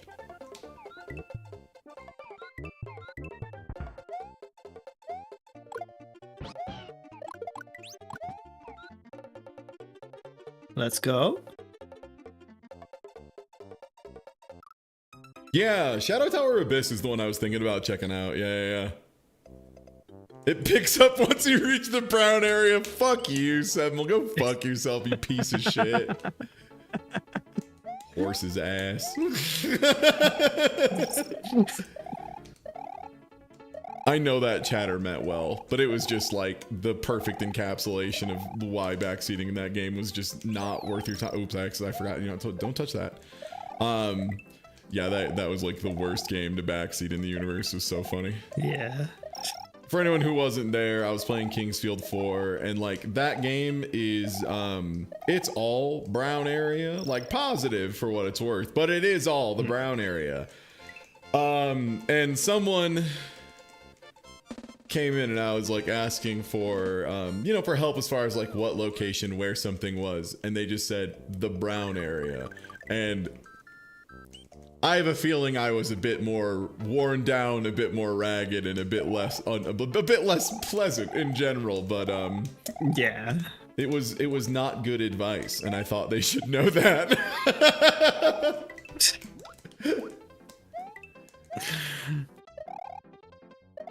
And then chat was just roasting them endlessly for the brown area. Yeah, you know, the place with the skeletons in Kingsfield. You know, all of it. We found it eventually, though. The thing that's wild is, like, it was one of those things, too, that when I found it, I was like, oh, yeah, the devs wanted this to be hard to find. Like, that was on purpose. And that's why we want the orb, so that we can finish this level in 2 seconds.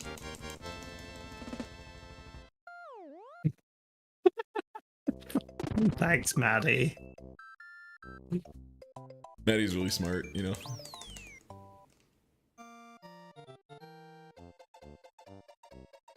He is one half of the Beavis and Butthead of Let's Plays.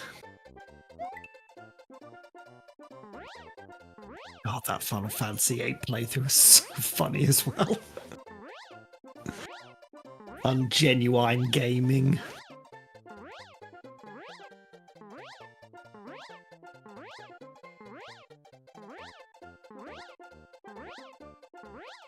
And genuine gameplay, there we are, yeah. It was so good. There was one point where you walked into every room except the place you were looking for 3 times. Yeah, it's wild, man. From some games just be that way sometimes. Yeah. Like, it can be an upside. I think that's the thing. People just assume that, like, that's always bad. And oftentimes it is. And in certain settings it is. Like, you know, in streaming, you know, a lot of times, yeah, I would like to... Let's go grab a backup cape. It's no big deal. You know, I kind of want to, you know, get on with it, maybe, you know, find a little something, you know? And,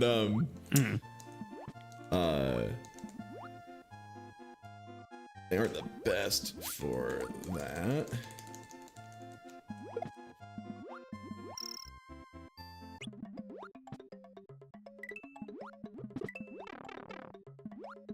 Well, I wasn't gonna get the cape anyway, because there was a little bastardo showing up.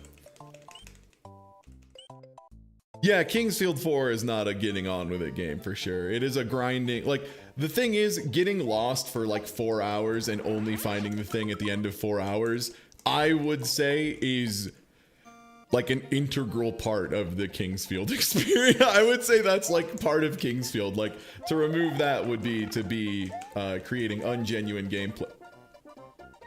gameplay of Kingsfield.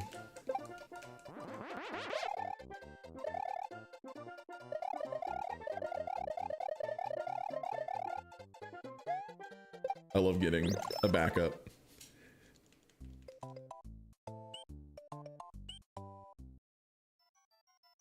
Namco got Brian Cox to do a full story recap of Tekken. Oh, sweet. Are they going to recap the part where they put rollback in it? That's the only part I really want to hear a recap about, frankly. If they're not recapping that, I kind of don't give a shit. That game, who cares, man? Get over it, Harada.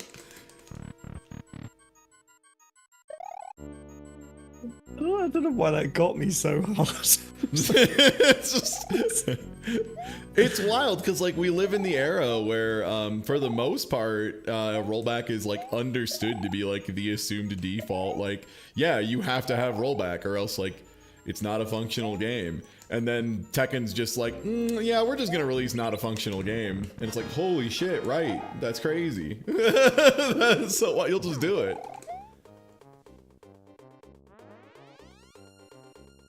Tekken won't. It's spite at this point. Great. Then I'm not gonna play their game. Then I'll play a game that's made for me to play and not for a weird little Japanese man to be angry at me.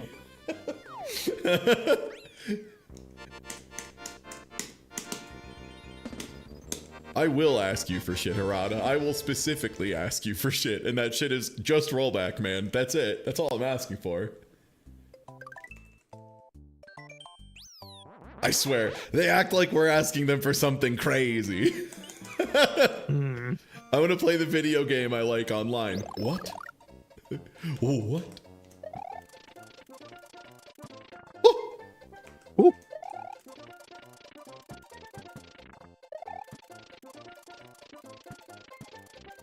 Yeah, I didn't overshoot it. Aw. I'll take it. Yeah.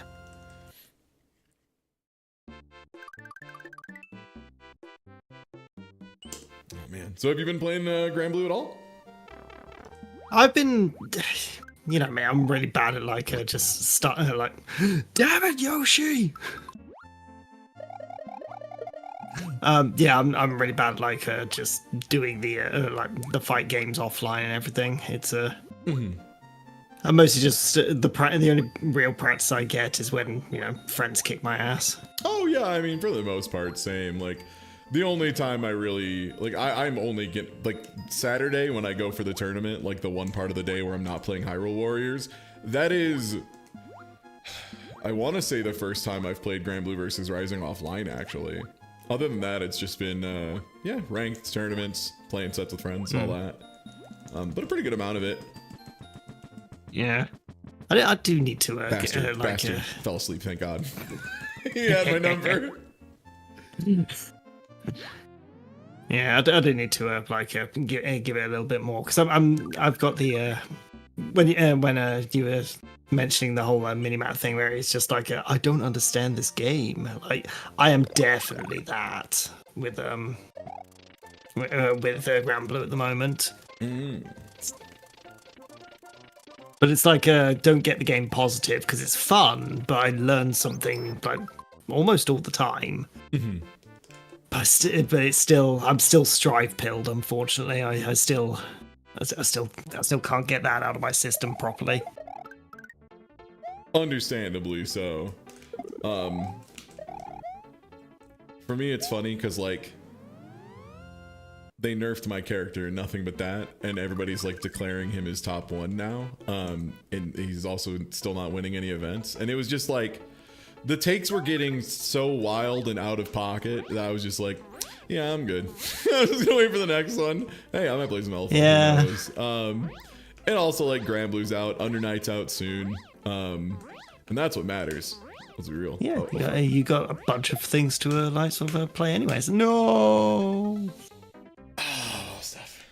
Okay, now I know for that part, I might need to ask for quiet time because that I do need to get that rhythm pretty tight. Yeah. Now I know. Under Night 2, you hear about this? I cannot wait. I need to find a bit more folks for Strive because I need to get blasted. You can go to the tower or casuals in park. There are you could just play random people online. I promise they won't fight you. they will fight you, but they won't like harm you or anything. It's okay. You can just hold some L's against randos. It's a little stressful, but like don't be afraid to do it, you know, once in a while. You can do it. I believe in you. Also, yeah, like it's strive. It's fighting games are hard in general. Like the reality is fighting games are like very, very hard at first. Yeah. We have a lot of new folks coming in who are just like, yeah, I still don't really have like a win against anyone I know in Grand Blue. I'm like, how long have they been playing fighting games? Well, what do you mean? I don't know. They've been playing for like, and then we talk through it and it's like, oh, they've been playing fighting games for 15 years. Yeah, it's going to be a minute till you get a win. Yeah, it's gonna take a little bit. Yeah, you're not wrong. Yeah. It's going to take a grip. Yeah.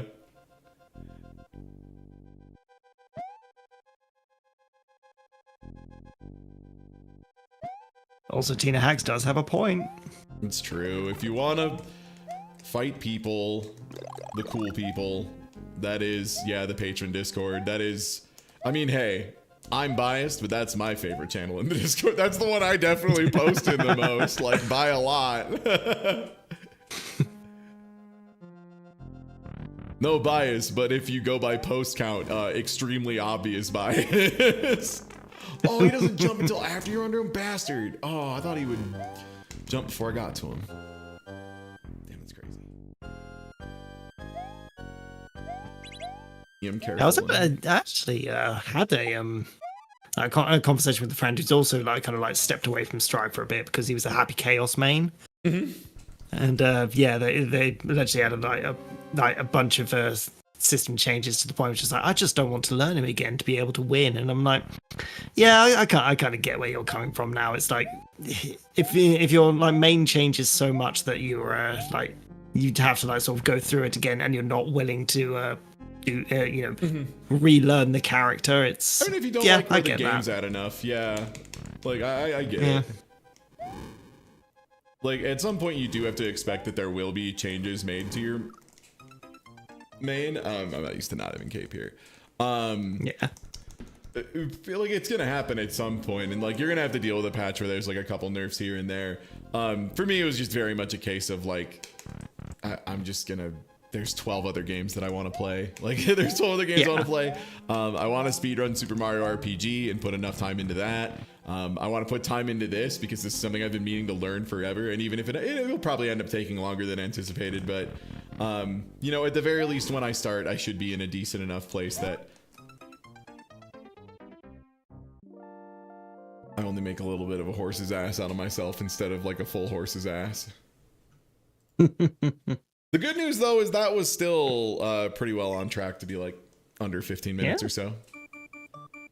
Do you know the backup cape in room 3 and you're ignoring it because it's slower, or is this new information? Yeah, I don't know shit, Tina. Yeah, hit me up. What? There's a backup cape? Sounds great. Sounds awesome. No, I've only learned the one way, and that's it.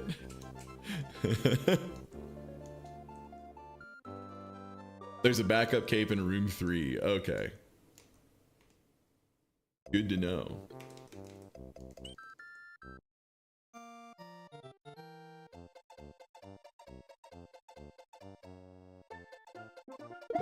Was that good? No. Also, can I just say, don't like watching Yoshi unfold from an egg. People seem to just like pass over that sprite a lot, but I'm over it. I want to mention it. I hate it. I hate that I have to watch the Yoshi like unfold like a protein. It's bad.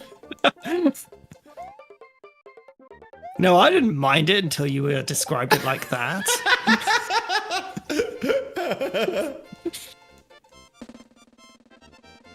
The unfurling Yoshi.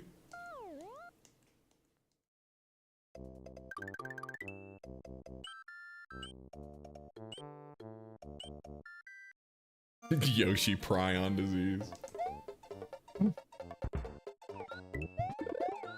Oh, you know, I know I was mad at you for eating Daddy's food last time, but I do need you to get the food at least.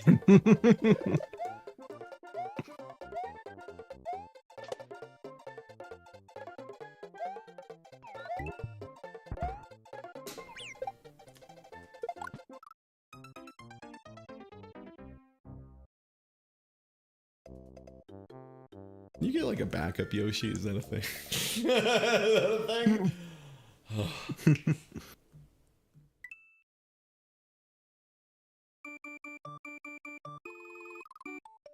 No, I think Normal is right. I think it's Normal to go down with the horse. Oh man.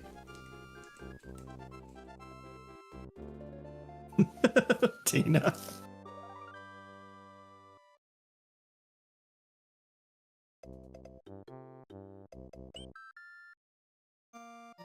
Holy shit, y'all. It's the Normal.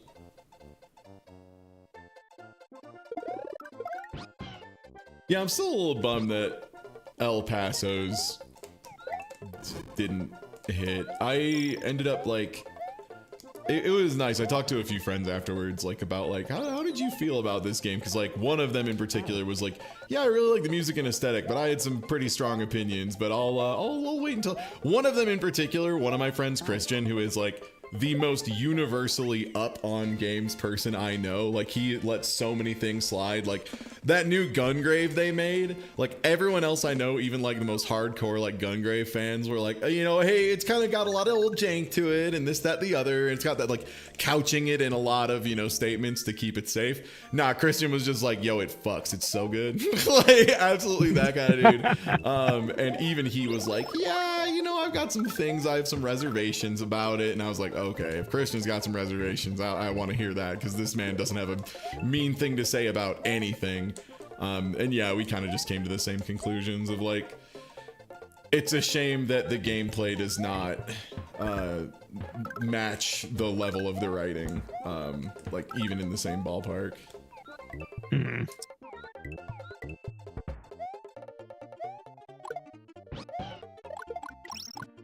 Oh my god, Orb.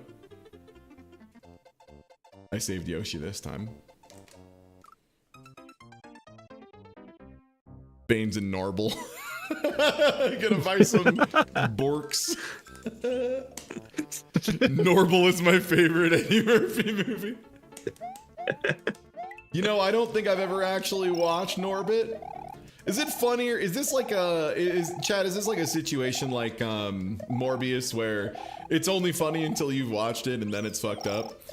Will me watching Norbit ruin the joke of Norbit, or can I like keep making Norbit jokes after I watch it? Trying desperately to explain to people on Twitter, no, if you watch Morbius, that undermines the whole thing. No, it's genuinely awful. Norbit's just bad. Norbit's just bad. It's painful and awful. It's a movie from 2007 and it aged like milk in a particle collider. Holy shit. Okay, you got it. I will not put Norbit on the book club for this next month. You got it. Consider the book club Norbit list.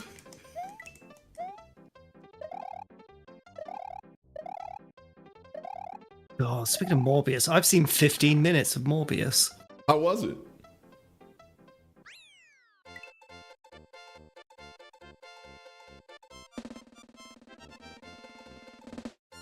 I don't know if anything happened.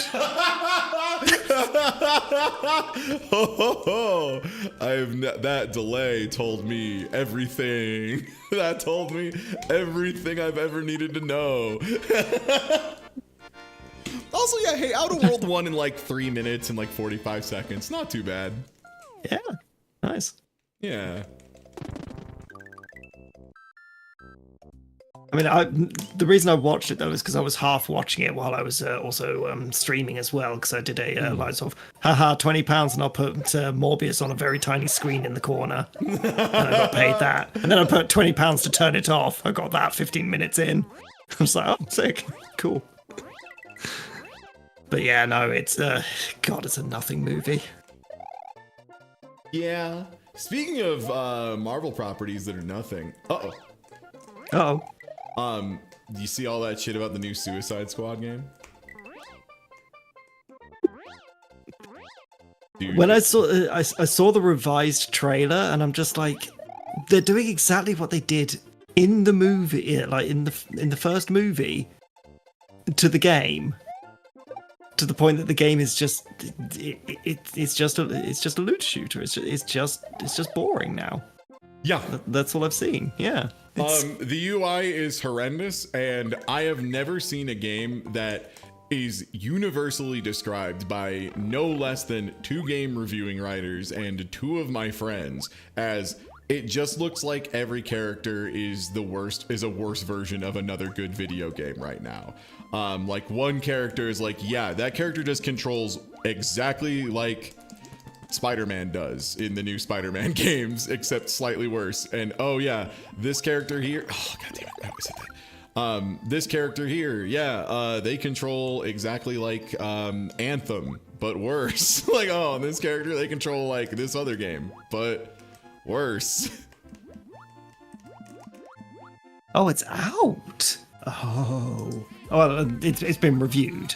Yeah. It's at least out to the point of having review copies going out, yeah. Oh no. Car dealership today and it was terrible. I'm gonna have to. Yeah, I haven't seen this then. Okay, let's have a look at this. Yo, Gallery, thank you for the resub. And oh my god, best of luck. That car dealership shit is so stressful. Holy fuck. People do not understand. It is, especially if it's like a car dealership that you don't like have like family connections to or something, so you're just praying it's someone not trying to screw you over. And probably being wrong.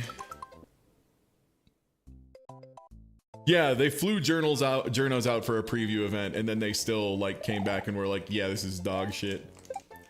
Some of those old stories about game journalists getting handed shit is so funny, especially because like everyone's like, see, they're all bought off. And then you go talk to the actual journalist and they're like, I was so fucking sick of flying to Vegas. I wanted to go anywhere else.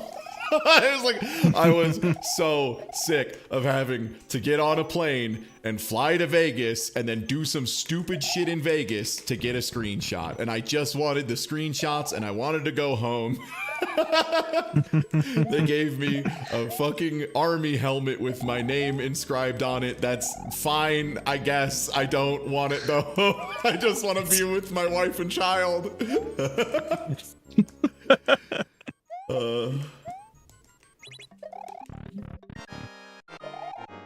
Oh man, I'm looking through the like the Google search results and the official Warner Brothers Games YouTube channel. The title of their the Suicide Squad, Kill the Justice League, No More Heroes. Oh shit, I want to play No More Heroes suddenly.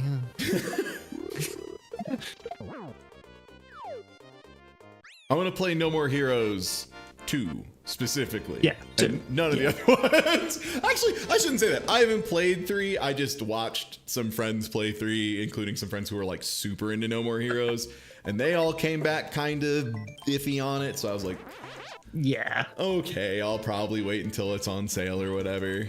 Yeah, it felt like a game made under duress. So,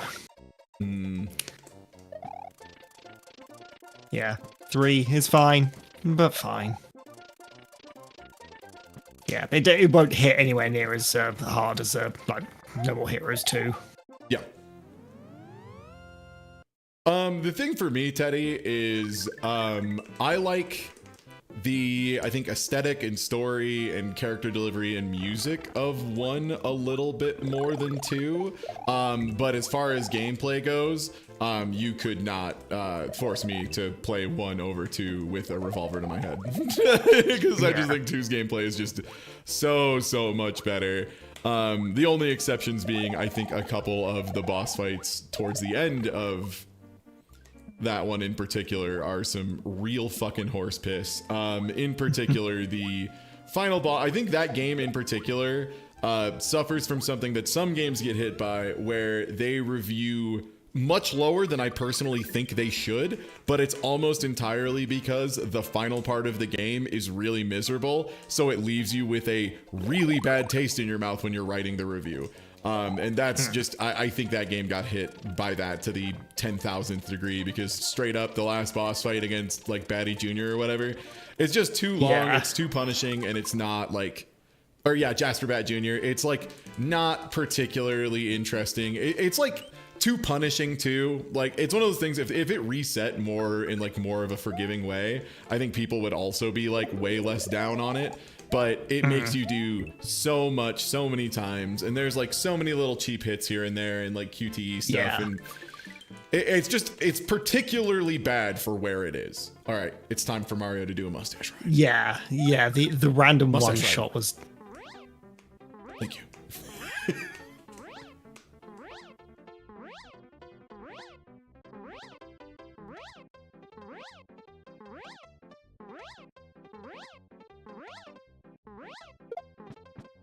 Okay, as you were. Yeah, the incredibly secret one-hit KO, which turned into something way too consistent, was not a fun. Just having to stay away from the window all the time, and then suddenly just getting punched all the way to the window is just no. Yeah. Nah, I'm good. I don't need an instant kill in my final boss. Thank you very much.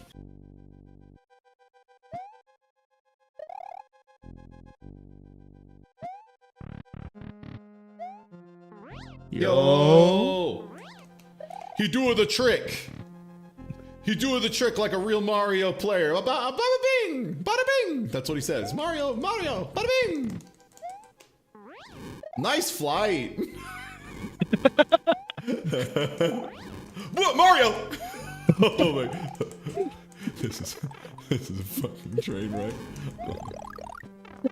Oh my god. Okay, recompose.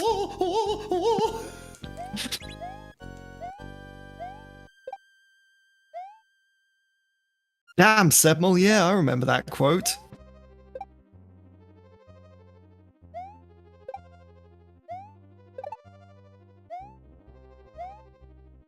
You know, you never really notice the slowdown in these areas. Alright, gotta get my...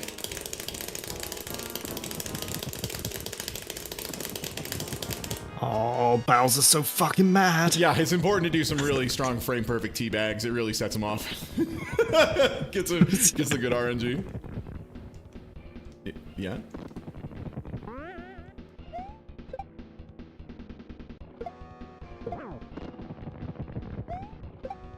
It's after the first 2 hits, he flies away and you get the mushroom, right? Yes.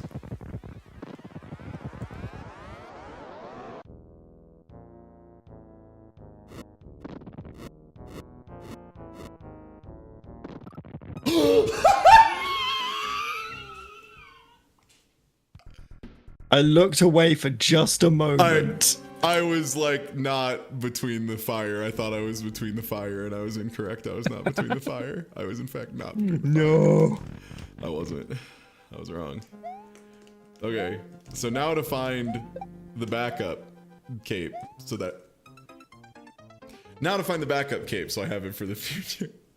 Ah, Bowser's fire will harm Pee-wee Mario. Good to know. Near the end of the section. Okay, yeah.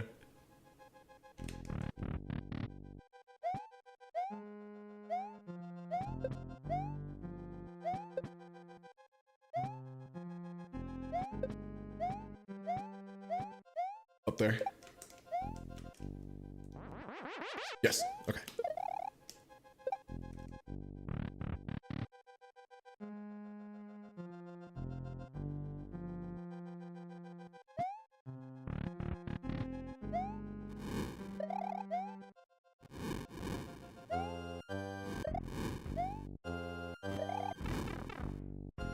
Generous. Generous. Wow, generous.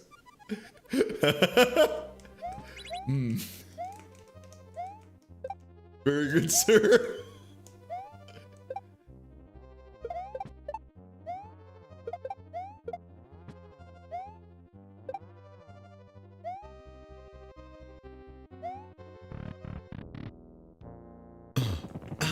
Ooh, ah, ooh, ah, ooh, ah, ooh, ah, ooh, ah, ooh, ah.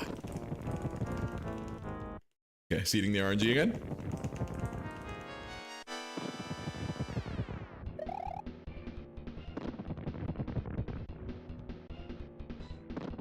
Yeah, so what happens with the Mecha Koopas lagging? Is it just like if I carry them to an area they shouldn't be? I'm just having trouble with Mario hitboxes right now.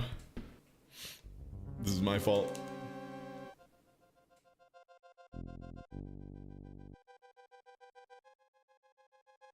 If you throw them in the lava. Okay.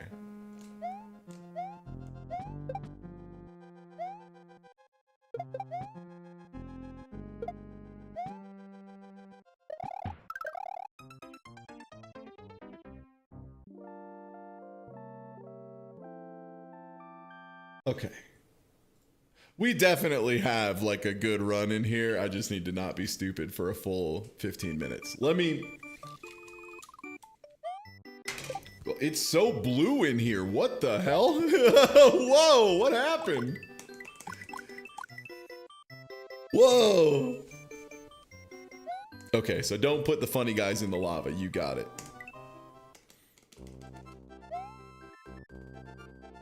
I can perceive every pixel of Mario so clearly.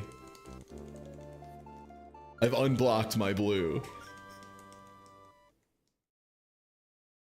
Finally, I can see Joe Biden's posts again.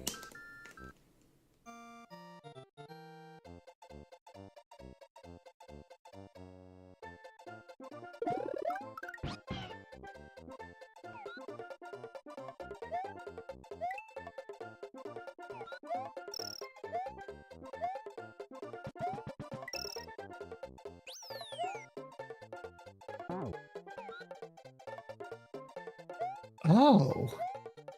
Oh, this UI is dog shit. Oh, you're just getting the Suicide Squad stuff up? Yeah. Oh. Yeah, it's ugly, dude. Oh.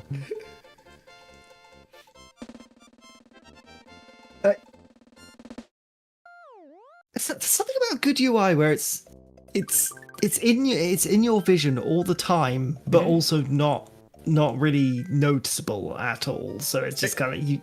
It fades into the background, but it's very easy Yeah. to notice where it is in your peripheral. And in general, you can get a rough idea of the information you need without looking directly at it, right? Like, that's one thing a lot of people criticize, like the Guilty Gear Strive life bar, but I don't need to look at that part of the screen at all to know exactly if a combo is going to kill or not. Like, I can just kind of see, like, oh, it's like, it's about 60% or whatever, and that's good enough, you know?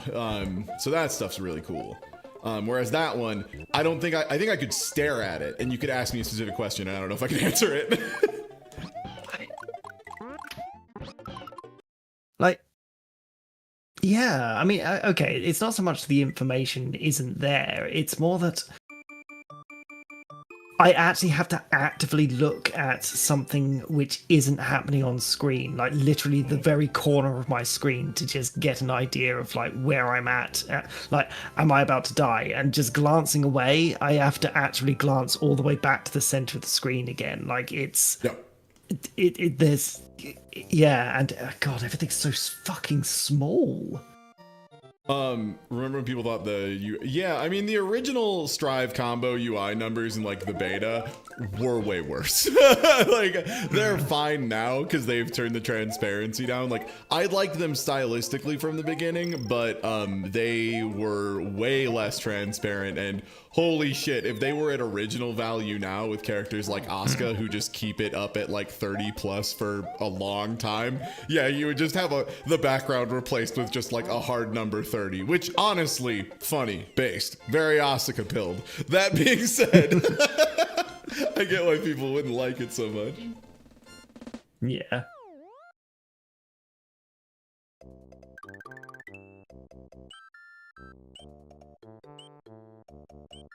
One thing I love about the Colorado FGC Discord is I'm like waltzing in to see like what's good community, and people talking about black market estrogen and just being like it's so much cheaper. What the fuck? It's great. love to hear about the black market girl pills. Colorado FGC is so fucking cool. Yo, Richard, what's good? No, my horse! Nice. Yeah. Hey, Urchin, thanks for the raid, man. Hey, what's up? I lost my horse. Hey, Urchin, we're doing speed runs. It's cool. That's like a minute in. It's not a big deal. Hey, everybody. You know, I just wanted to start a new run for the Raiders. You know, wanted to make sure they knew what we're doing. This is Super Mario World. Little Italian guy running around jumping on shit. Occasionally he eats a mushroom, gets less little. Pretty cool. Horses aren't real. Have you seen what we do with the horse in this run? We do some extremely unreal shit with the horse. let me show you. If I can do it correctly, you're gonna love it. Oh, I didn't get the fast horse spawn. Not a big deal. Boop. So, we use Yoshi to do some particularly wild stuff, but the big one is, we trick the game into putting an entire football player in Yoshi's mouth, and the game fucking hates that. So it looks up, because there's nothing, the game doesn't know what to do when Yoshi gets an entire football player in his mouth, because he's not supposed to do that. So it's just like, well, what the fuck? And it's like, how about a magic orb from a ghost ship that beats a level for you? And we're like, all right, man, it's crazy that that was what it gave me, but, you know, I'm not going to kick it out of bed for eating crackers.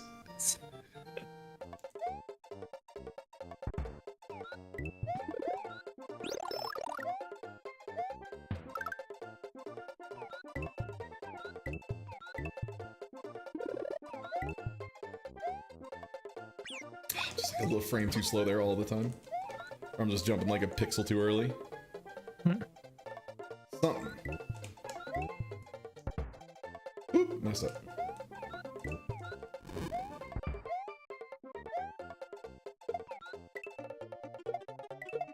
Yo!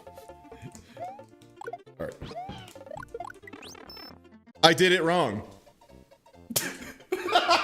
Oh. You might have noticed I counter hit the game. Hey, I'm trying to get in touch with the best Super Mario speedrunner on Twitch. It seems like I finally reached you. Yeah, I'm assuming you mean the best Super Mario World speedrunner who occasionally wears his welding shop glasses, because they're like the super expensive gamer glasses, except they cost like $17 and they'll keep glass shards from getting in my eye, you know, while I'm speedrunning, in which case, yeah, buddy. Also, hold on, Mario's very sick. How did you lose the Mario? See the Mario. Oh, it's because I was capturing the practice round before. That's what it is. All right, gonna get a run. Thanks, man. What can I say? I love wearing the big glasses on occasion. I like to pretend I'm in industry when I'm running Mario. Oh yeah, I just got off my TIG welder, my MIG welder, my tack welder. You know, all my favorite welders, and just taking a break. You know, working on a lathe, little lathe, big lathe, little CNC machine, little 6-axis. You know, just doing shop stuff. What's your favorite shop tool, Dubs? My yeah, mine's a 6-axis lathe. That's a really good answer. I like hammers too. That's, I don't do manual labor. I'm so sorry. Oh, I'm an artist. Honestly, for me, I think if I were to get an object from like industry of that form that I would want, that I wouldn't like find useful, that I would just like want to have, yo, metrology cubes, those things are crazy. Do you know about these gauge blocks? Have you heard about gauge blocks? Are you familiar with the concept of a gauge block, and would you like to know more? Oh, you know what? Yes, I would. Yeah, gauge blocks are sick. So, gauge blocks are cubes of metal. That's it. They have different grades though, and the initial ones, they are specifically cubes of metal that you use to reference a specific size. So you get a 1 inch by 1 inch by 1 inch cube. Exactly. And the thing is, how exactly it is how much you're willing to pay is the answer. Yes. Like, do you want that thing to be accurate down to like a millionth of an inch? We'll do it. It's gonna cost you more than a car. It's gonna be the most expensive cube you've ever fucking bought in your life. We'll make it. The thing I love with them though is the really, really high grade ones, and like some of them I had to use. First of all, you have to wear gloves when you handle them, because leaving any kind of oil or residue from your hands, it is immediately enough to mess up the measurements, because that's the level of accuracy we're talking about, is a thin film of oil will mess up your calibrations. Cool. There we go. No, come on! It was so easy before. I know Author Blues is here now, and I don't want to embarrass myself in front of the cool speedrunner, so now I'm embarrassing myself. Gauge block set, metric tungsten carbide, 122 blocks from 1,395 pounds. Oh, nice, a cheap set. Yeah. that's like, oh, nice, a cheap set. So my favorite thing though about gauge blocks is, so not only do you have to wear, you know, gloves when you handle them so that you don't get any oil from your filthy fucking hands on them gauge blocks. The other thing, and the thing that I love about them, is when you take measurements and you need to use like a combined size, like you're trying to measure like 1.2 or something like that. What you do is you ring the blocks together. You don't put anything on them. They explicitly have to be very clean, but you just touch the sides of them together and like gently do a circle, and they just lock together. And you might say, how? Like, is there an adhesive? Are they magnetic? No, just intermolecular forces. It's just they are that smooth that with some of the more expensive sets, you can just make them touch together and they will become attached. It's fucking wild. Yeah, they're just unbelievably clean and smooth. And yeah, it's called ringing them together, and you just gently touch them and like do a tiny little circle, and you can just feel them start to pull together. It's weird.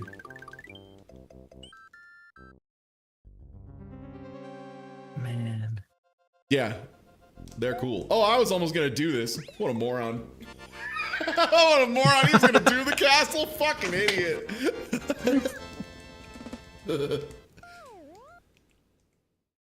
And yeah, hey everybody, we're just trying to get a run through the end door right now with the orb glitch having happened. And I'm just getting all the beefers out of my system, you know? Excuse me, I need you to show up. Thank you.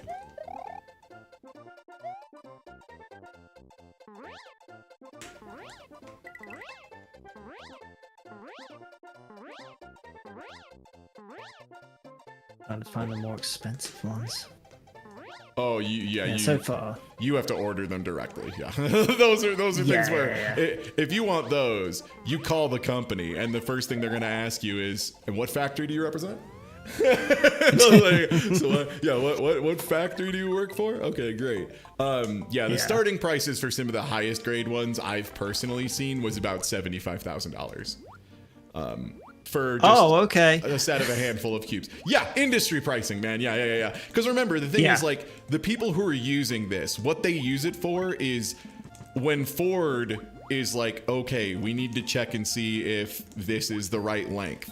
They pull out a tool, not this cube, but they pull out a tool and measure and see if they got it right. The thing is, they use those other tools, and they use them all the time, regularly, just constantly using these other tools. The thing is, the way they know that those tools are good is because they check them with the cubes. So you use one set of cubes for all 10,000 calipers in your factory or whatever, is kind of the idea.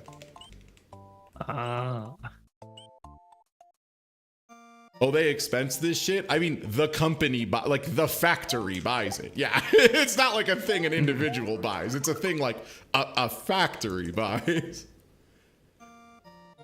Yeah.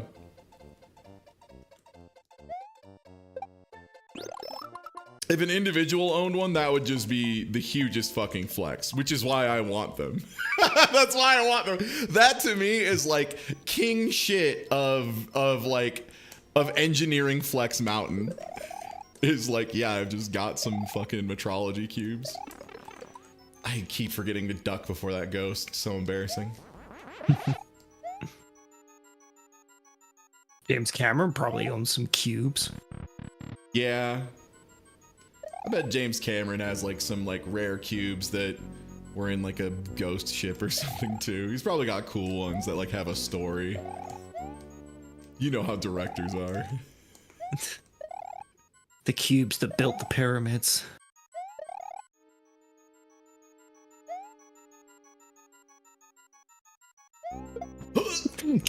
Yeah, if you had that cube on stream the whole time, so that just a handful of people would go like, yo.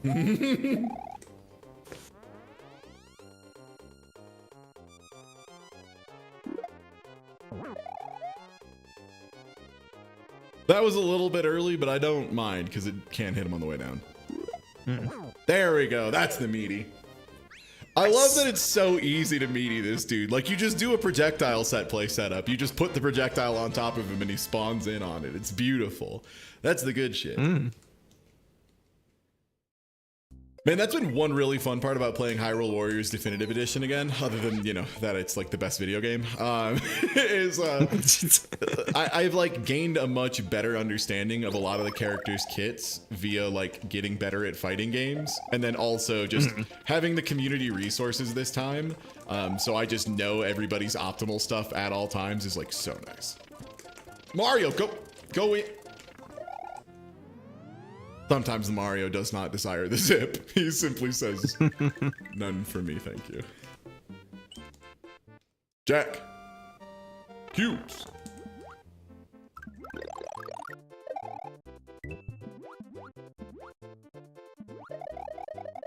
It's time for the ultimate weapon. It's perfect. Nothing could possibly stop it. Last time I said that, I immediately got hit, so I'm glad that didn't resolve this way. I'm gonna make the horse throw up. That's my job. This horse is gonna puke. God, what? So there's a wrestling documentary that has an unbelievable part where like a guy is trying to sell his act to like Vince McMahon or something, and I guess like part of it was he claimed he could puke on command, and yeah, and Vince McMahon just keeps yelling, he's like, he's gonna puke. Okay, it's time for Mario's ride.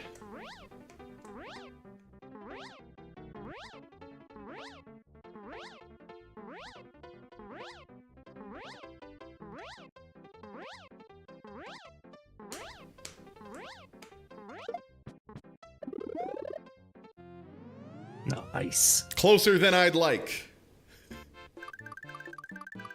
But yes, there's a scene of Vince McMahon, I believe, just like in an office grilling this man and just screaming he's gonna puke at him. It's wild. It's pretty crazy. Mario, do the funny glitch where you slide in the door, you motherfucker. Thank you. Whoop. Whoop. Dude! Nice. Sorry, that was clean. I got excited for the crisp. Oh, God. One jump state for Mario, please. Right, you do the other kind of flight. You know what? It worked out this time. Excellent.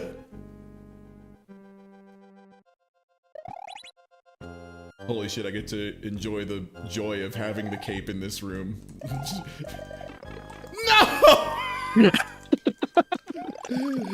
Why? Why is the hitbox the actual cape? Who did this? Shigeru Miyamoto, I'm coming to your house. It's over. You've had it too good for too long, Shiggy. Oh, you just can't cape Mecha Koopas at all? Sick.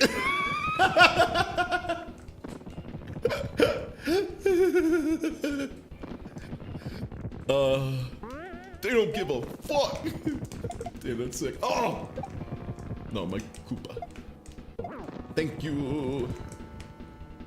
Look, like I said, I just want to get a run out the door, so I just need to not fucking eat shit to Bowser in an incredibly stupid way like I have the last, you know, every other time. Bowser, please. Babe. Thank you, sweetie.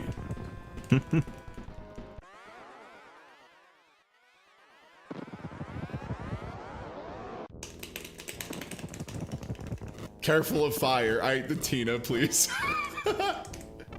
No! How do I keep barely touching the fire. I blame the fact that I'm playing on hitbox and getting antsy and just mashing, dude. Bro, I warned you about fire. I know! I saw, I was there. It's just really hard to see it with the orange glasses on. It basically isn't there, is what I'm saying. It's like invisible to me. Let me make sure. Oh, the fire! Oh, yeah! Oh, of course, yeah. That makes a lot of sense. Yeah, I wouldn't want to get touched by that. Oh, boy.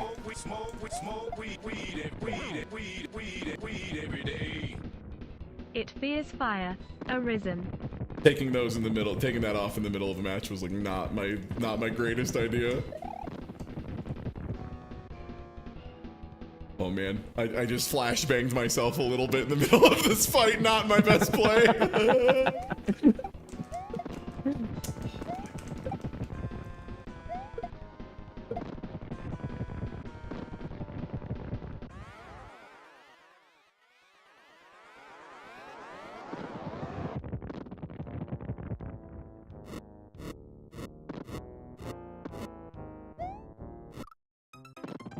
Why am I dying to fire today? Why am I just like getting in my own head in such a weird way and running into fire? What is my deal?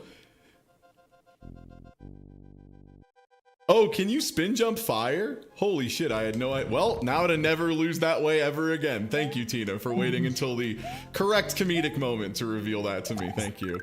I will simply cape the Mecha Koopa. You can't do that, you fucking idiot, you rube. Oh, okay, my bad. Yeah, you can spin jump the fireballs, though. Ah, right, very well. Ah, well, nevertheless.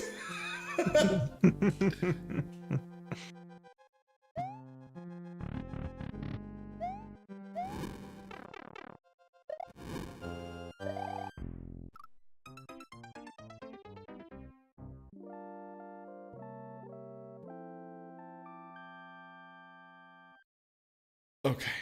Well, the good news is that wasn't too great of a starting time, and now we've got a fresh start on new info, new year, new me, etc. Door 7 is a nightmare, man.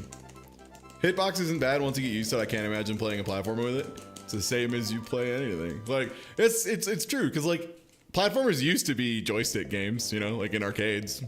It's the same thing, it's just using finger for button. I don't know, I guess I played a lot of old, like, retro emulators and stuff with WASD in space enough that, like, that doesn't mix me up at all. Then again, I also have played Super Mario RPG with my feet and also without touching anything, so who am I to say? You know, I think my evaluation of how hard it is to use a controller might be a little fucked up at this point.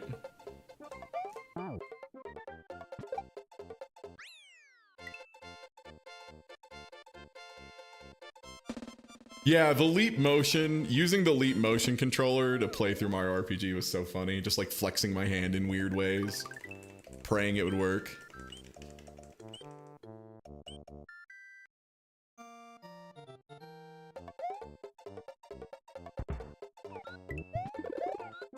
Honestly, if I ever wanted to do a stream that might drive me crazy again, it would be like, go buy an unbelievably cheap, shitty keyboard, and then try to beat Ghosts and Goblins on a really old ass emulator, and see if I could do it again. Because that's like what I did in high school. Was like play that stuff. So I'm like wondering, I'm like, God, would I be able to do that at this point? Like that was over months for the record too. That was like that was a lot of time.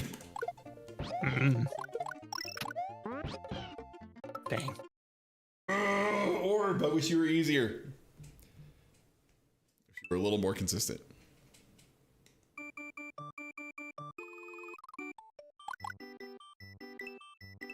I mean, the funniest one for me, and the one that will always prove, like, fuck it, just use whatever controller works for you, who cares, was the person who just really liked the D-pad and buttons on this one, like, steering wheel they had.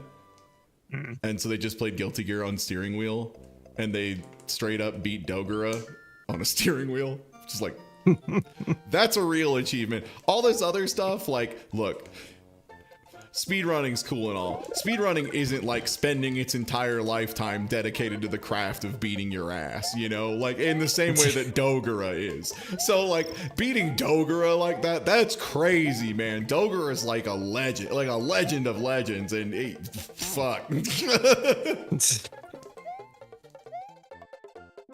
Or yeah, there was like a Tekken player who like has a PS1 controller that they still use that like is the analog sticks just like flop down. They aren't held in. There's no spring tension left. Like one of the shoulders is just like cracked open entirely, and like one of the buttons is missing, and they're like, no, I just still use it. It's like held together with like duct tape and rubber bands. Yeah, beating Dogura is already an achievement. Beating Dogura in a stupid way, that's unbelievable. Also worth double because Dogura would also think it's funny. Like, Dogura thinks it's hilarious.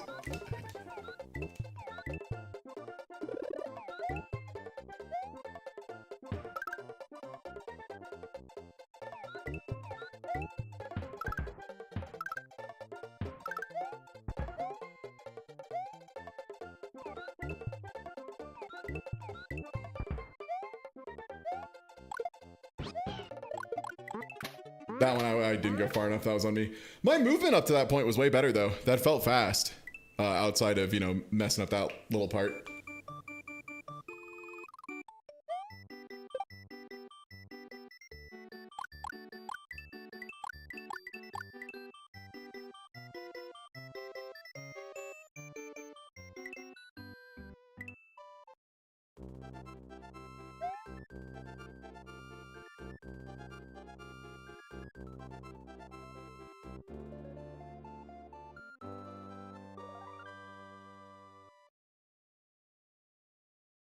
We all know Mario A, but who is Mario B? What does he believe in? What does he think about? Do you think Mario B dreams of Electric Luigi? I've gotten one fast Yoshi today. My fast Yoshi is Schwarbage Deluxe. Today is the day, I guess, where I just attempt full runs, you know, to like get my general movement a little bit cleaner and just be annoyed that I'm missing tricks over and over again. This is the playing ranked equivalent of speedrunning, of just, I don't get to lab the one fun goofy shit over and over. Just put the run together, damn it. Oh yeah, there is B Mario.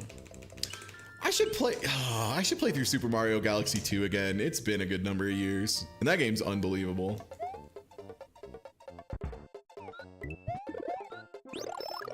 Oh, except I still need to play Wonder. Fuck, there's so many games. Ugh. Also, the Wonder speedrun has already had one thing where the trick went completely bonkers, but was agonizingly precise, and I'll be honest, didn't look particularly fun to do. I did not do the run, so I cannot say firsthand, but it did not look like a particularly good time to do some of the map skips. They were just like really precise and fiddly and slow, but you skipped like entire worlds. And they're patched out, so it looks like maybe the run's in like a really cool place again. I don't know. I don't think I've played Mario Galaxy 2 since it came out. Always went back to 1. Mistake, in my opinion. I think 2 is just so much better than 1. 1, like, they had a lot of cool stuff, but they clearly were like a little bit under the gun and didn't get to have a lot of their ideas flesh out. And then 2, I feel like it was just like, just good times, good ideas across the board. And there were still a couple levels that were a little iffy, but they were at least just like sequels to the worst levels in 1. One day Ty will remember he doesn't touch the gate so that he doesn't get in trouble if he touches something in the next level. One day. I lost P-Speed. Now I'm just a regular guy. Yeah, Galaxy 2 not being in 3D All-Stars is still like such a strange and bad choice. Like weird and bad. I don't know how else to put it. I think that sucks. That game is fucking awesome, and it being left to the side is very strange to me. Because for me, I've always been, I think it's fair at this point in Mario's life to judge Mario games in like multiple separate categories. Because I think they, if only I hadn't touched that gate. I think it's fair to do so because there's like, you know, 3D Mario open world, 3D Mario course based, and then 2D Mario. Those are the ones that's like my 3 internal ones.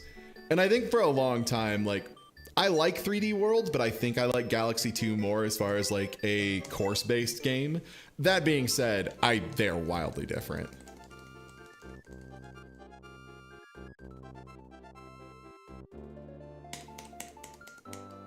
The mood and atmosphere of Galaxy 1? Oh yeah, I don't really care about that too much. I thought the face ship was funny. I think that too. I think the fact that a lot of my first exposure to Galaxy 2 or like second exposure was Diabetes' LP of it, which was really fun. Diabetes' LP of Mario Galaxy 2, which was basically just an excuse for him to hang out with a bunch of people. It was a really good time.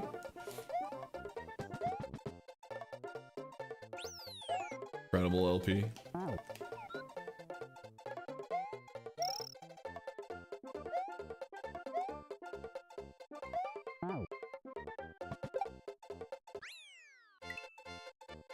Currently putting on face cream so I can't type, but hope you're having a good stream. Understandable, bestie. I am. I put on my face cream before streaming, so I'm set on that front. I had to get some more cleanser today, and they were sold out of all the cleansers that didn't smell like anything, so your boy's going grapefruit mode for a bit for the next 2 months. In the morning and right before I go to bed, your boy's gonna be a little grapefruity before he goes to bed. Ooh, a little fruity. Touch fruity. Just a touch fruity.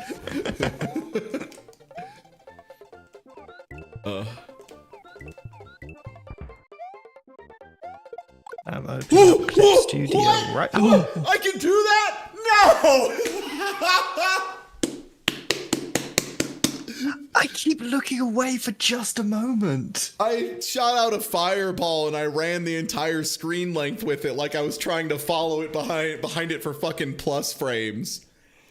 And then it just hit the guy. It was still on screen and it hit the guy. It hit the guy. I didn't think it would and I was wrong and it fucking hit the guy. Oh, okay. It hit the guy. What do you say?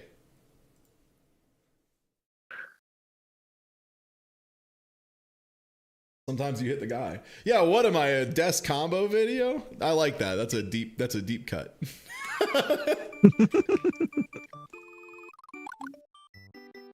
I love desk combo videos. They are like, for those of you who aren't familiar, Desk is a YouTube content creator, fighting game player who's been around for ages.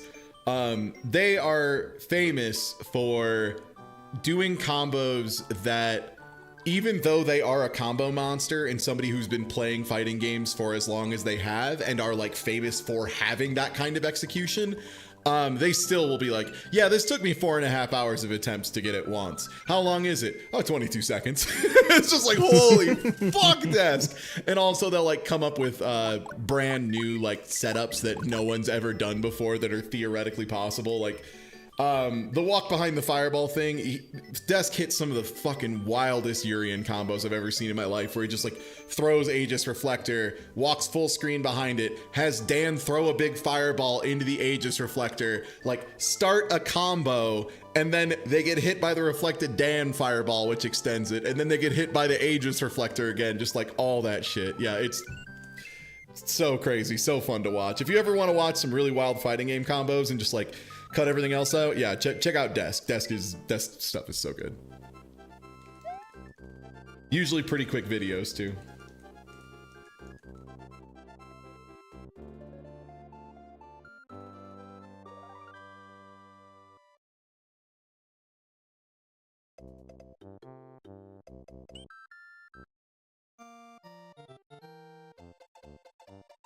Yeah, YRC Fireball run up.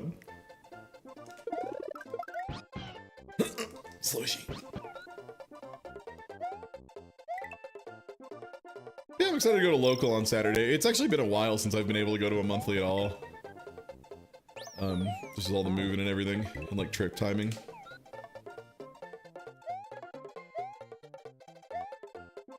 See how everyone's doing. See how good the scene is at Grand Blue. There's been a couple of them that have just been going full freak mode on it, which I obviously I'm for that. I think that's good.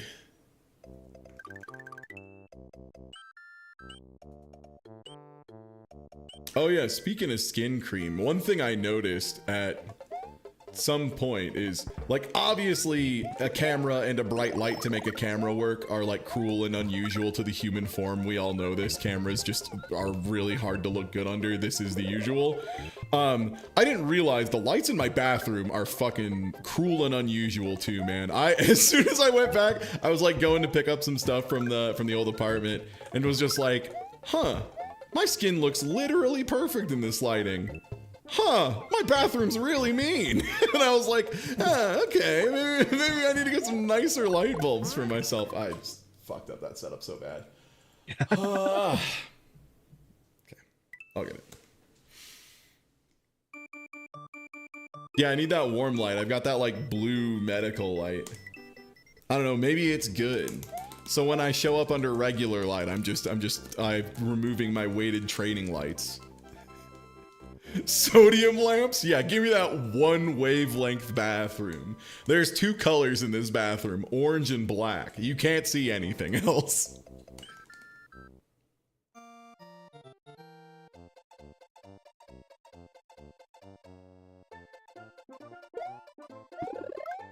Yassi.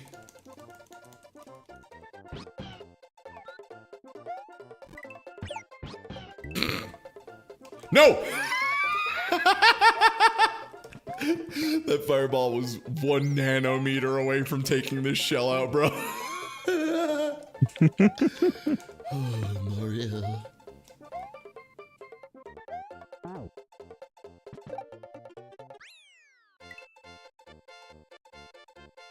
Making all my houses of bisexual color lights so I always look good. I know, I get it now. I get why everyone does that. Like, I have the natural, not natural, this is just a very bright collection of like mostly white LEDs, but the very bright lighting, yeah, dog, it's tough. Sometimes you look in that camera and you're like, shit, do I look like that today? How long has it been since I slept? Damn, do I need to get like more fucked up and evil eye cream? Like, do I need to go like start like putting blood on my face? What do I do here? How do I get away from this?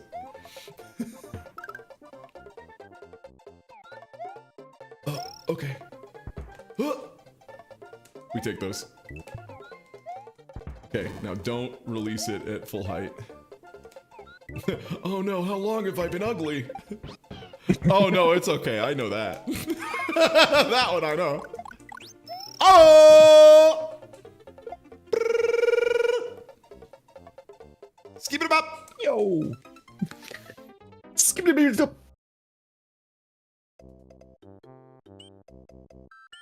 Go to my house and take this, please. Yeah, I'll just have to show up to your house for some selfies. You ever remember you're just supposed to tap jump and then you realize you held it for like exactly 15 frames, and then by the time you've let go, your heart feels that you held it for too long? Well, anyway.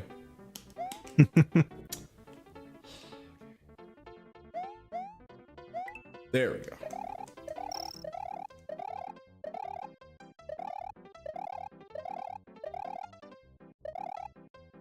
Ooh, that was weird. Okay, it's fine, just get it. Don't touch that tie. Don't that's the one we don't touch. Okay, one day I'll stop touching the stove. He says, lying, knowing how much he loves touching stoves. I can't quit you, baby. I say touching the stove again. That's one thing I'm worried about with induction burners, and I never really thought about it before now. Will don't touch the stove be like a relevant like metaphor or simile in a world where stoves just are magnets that make metal things hot? Is it bad to touch an induction burner? Like, I'm realizing maybe I actually just like don't know that much about induction burners. Well, conduction still happens if you like touch the metal that's on it, but like if you just put your hand on it. Well, no, but I'm saying if there isn't a hot thing on it. That's what I'm saying. Like if you turn on the induction burner and just put your hand directly on it, is it only hot if you have like an implant? Like how does this work? Can I use my induction stove to check for cyborgs? Can I just like be like, oh yeah, not a cyborg, huh? Put your hand on that. Then start being like, ooh.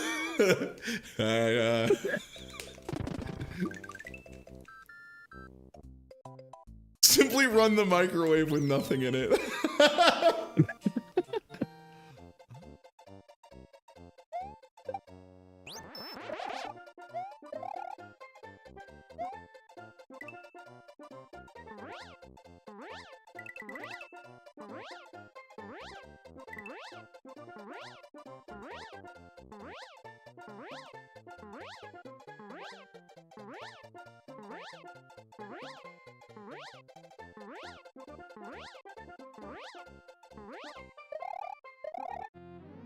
Gamer. Nice. How do cyborgs feel heat? That's a great question, Mega Man. And by that I mean that's a great question for Mega Man. Because Mega Man does react when he gets shot in the video games, right? Like he makes a pained face and everything. So why? Yeah. Do you think that was like to maybe get him to avoid damage better long term? Was that like Dr. Light's plan? Oh, come on. I hate these bastard fish so much. Because it's got to be like a damage avoidance thing, right? Because like why else would you have a robot able to... Oh my god. Why else would you have a robot able to perceive? Dang.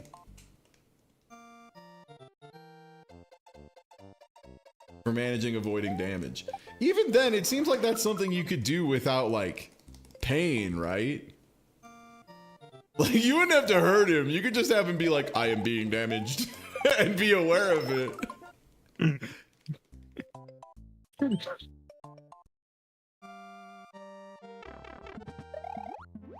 Dr. Wowie. You gotta defeat the evil robots. Dr. Wowie, Mega Man. Whoa, Mega Man.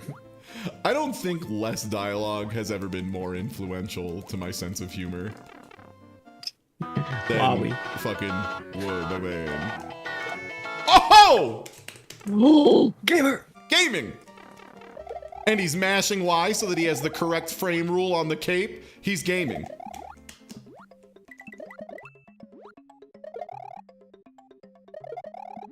Gaming out of his fucking mind. Absolutely gaming out of his fucking mind. Oh god.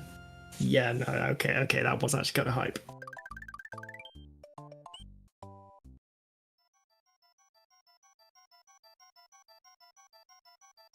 It is unfortunate that this kind of isn't the run, but also, damn, this is the run.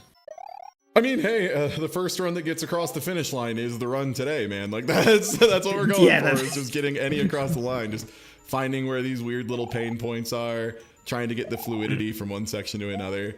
Like a lot of times taking the lab work and converting the lab work into like a full run is a lot more effort than people expect. Yeah. And that's the same thing with fighting games, right? Like with a combo, it's just like, hell yeah, I've learned how to do this combo in the lab. And then you go fight somebody and you're like, why can't I do it? I know I can do it. I can do it in the lab. It's just 'cause, yeah, hey. doing it in pressure is a very, very different situation, right? Hey, that's my entire problem. Yeah, well, yeah, it's called fighting games. We all do this. Yeah, that's pretty normal. To say the least. God, it took me, I think the first time after learning my light Vegito B&B, I think it took me like a full week before I got it once in a match. It's worth it though, man. It's worth that grind. Because I remember the first time I hit a Cell TOD at a fucking tournament at a local, and Randomax looked at me like, holy fuck. Like, it was like this moment of seeing someone who just is like, oh yeah, I'm playing with Ty. He's kind of fun. These are fun, goofy matches. To like, oh shit, I have to pay the fuck attention for once. Mushroom overrides Feather? Who did this? Oh no. I have a word for Shigeru Miyamoto. More than I usually do. Sips.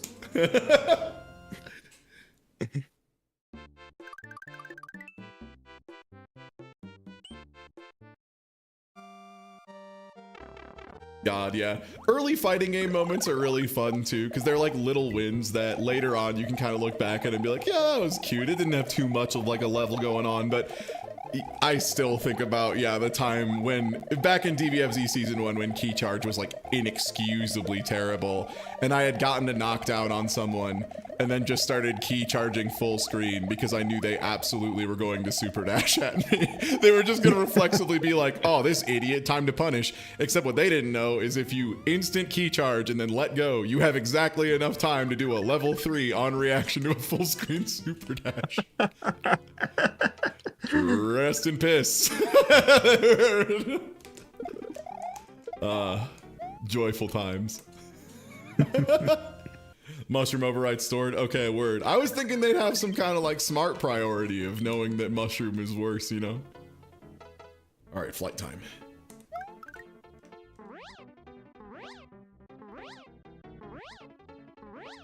The other nice thing is I do. Ooh. Never mind. In a sec.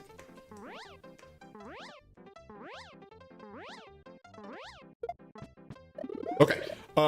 I feel like some of these levels, I'm actually getting some like pretty clean runs of the individual levels. Like not world record or anything, but like mechanically similar to world record, you know? Like the things are happening in the general direction. It looks a lot like world record. It's not. There's a ton of little things missing, but it's similar enough that it could trick someone.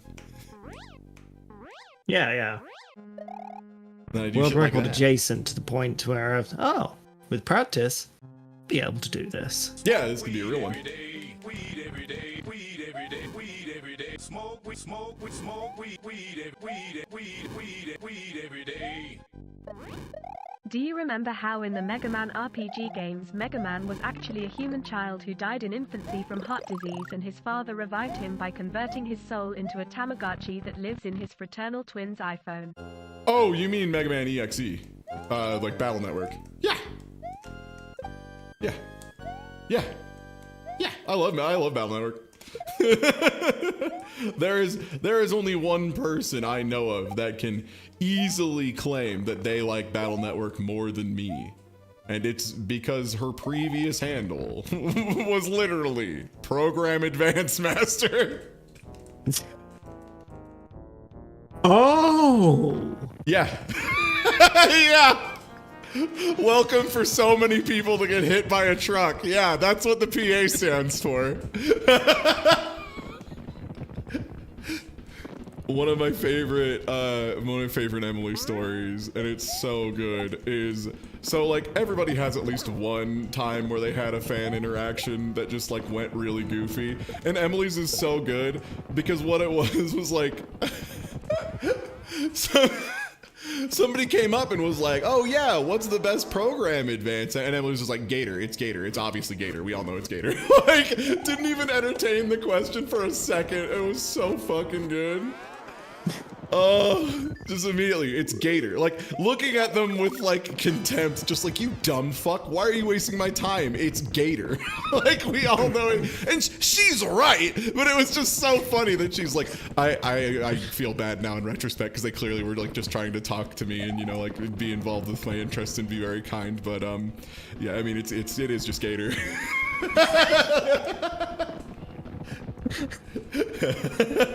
Some conversations that don't need to happen. Just Oh, I let Bossworth throw one of the funky fellas off screen. Oh, nice, they walk back. yeah. Oh, yeah. No! You squandered it. Penis! Orbs. Oh! Okay, things I have learned. I'm learning all sorts of fun new information.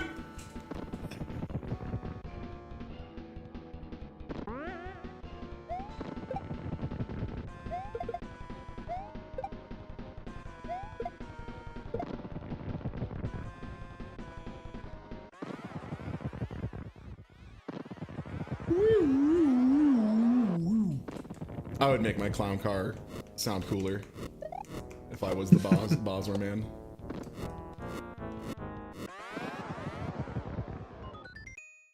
Pinch!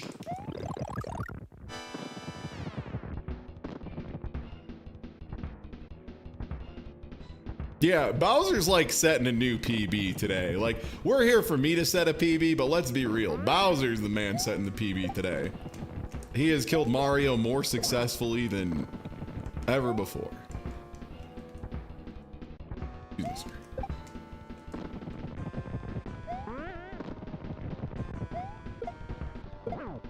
Hey! When does timer start? It's or stop. It's when like Peach falls out. Hey, under 15 minutes. I'll take it. That's a run. Nice. That is legally a run of Mario. First frame of Peach sprite. Okay, word. Okay, because that's when you lose control. Makes sense. Oh, Dubs!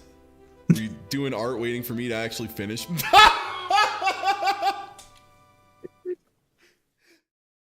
What can I say? I smell a little bit of grapefruit and my office smells of aloe and bergamot.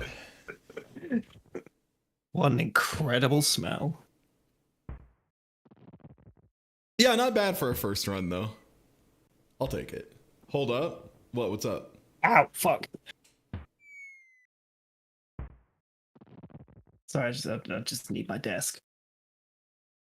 Oh, hold up on the D-pad. Why is that? Oh, okay. Sorry, you kept saying hold up, like more. The problem is, Author Blues, you meant hold up on the D-pad. But I thought you were just saying, hold up, wait, hold up. But you meant hold up, like the direction up on the D-pad. Yeah. See, the thing is too, it wouldn't have been much better if you were like yelling that in fighting game terms, because then it would just be the number 8 a bunch. And that's not anything either. Why do you want me to jump? Why am I jumping? Yeah, 8, but with brackets around it, and then there's open brackets like 10 seconds later. Oh, shit. Oh, when does timing start, by the way? Is timing when you hit one player? Because that's when I've been doing it. First frame of Mario. Boop.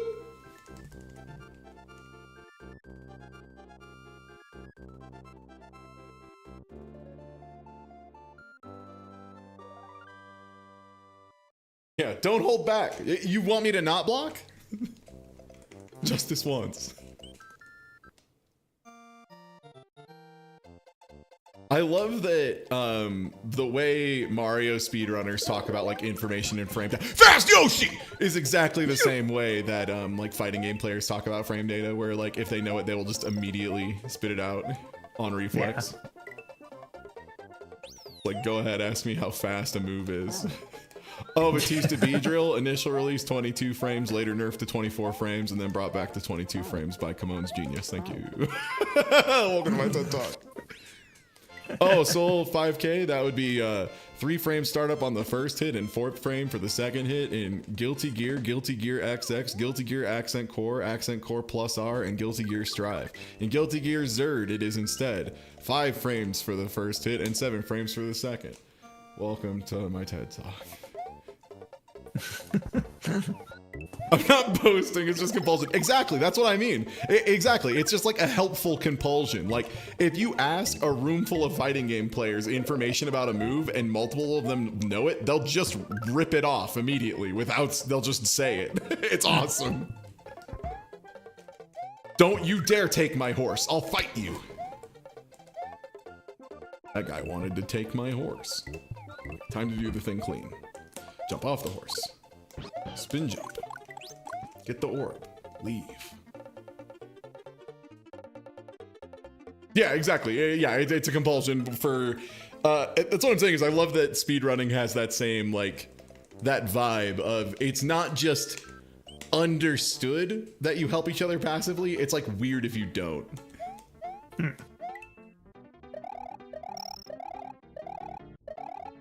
It's really funny hearing old stories too about like old head FGC members being like, save it for nationals and like all that shit. And then you like look at their tapes and it's like, damn, that's why you all suck, huh? Like, yeah, you should have worked together. Maybe you'd be better.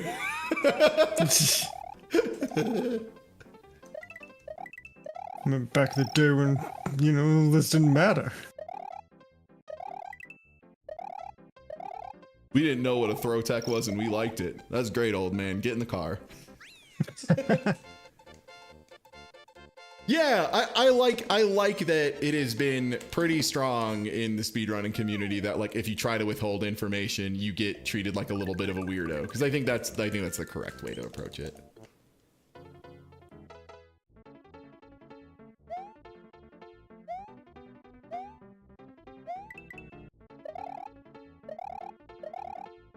For the fighting game community in particular, I think what helped a lot with that was, at least for America, what helped a lot was getting our asses beat by Japan for so long.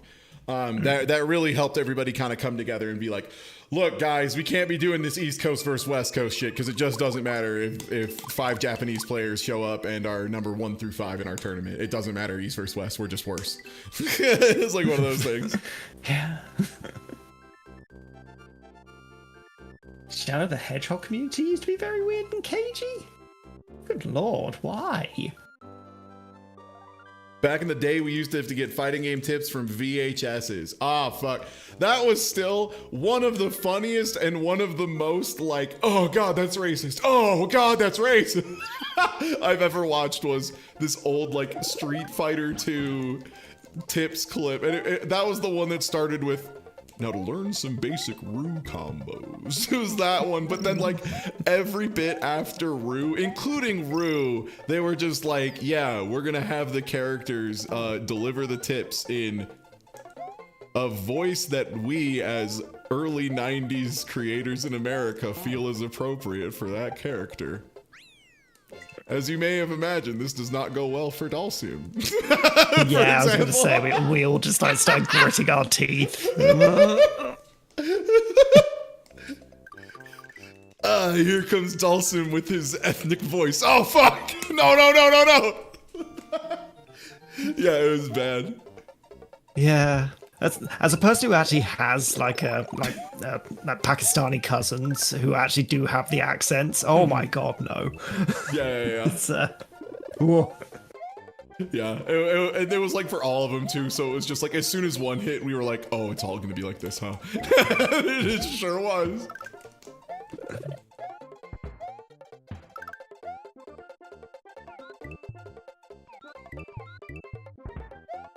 One virus sword, please.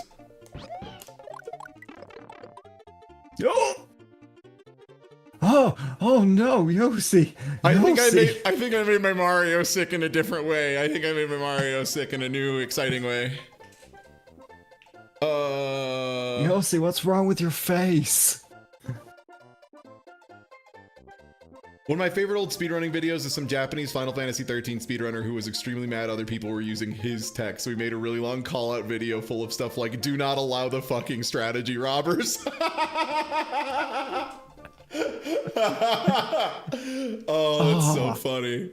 Hell Don't let yeah, them take the what's original. yours. Only you know how to make Mario run and jump like that. Don't let them take it from you. Oh god. The original gaming racists. Oh.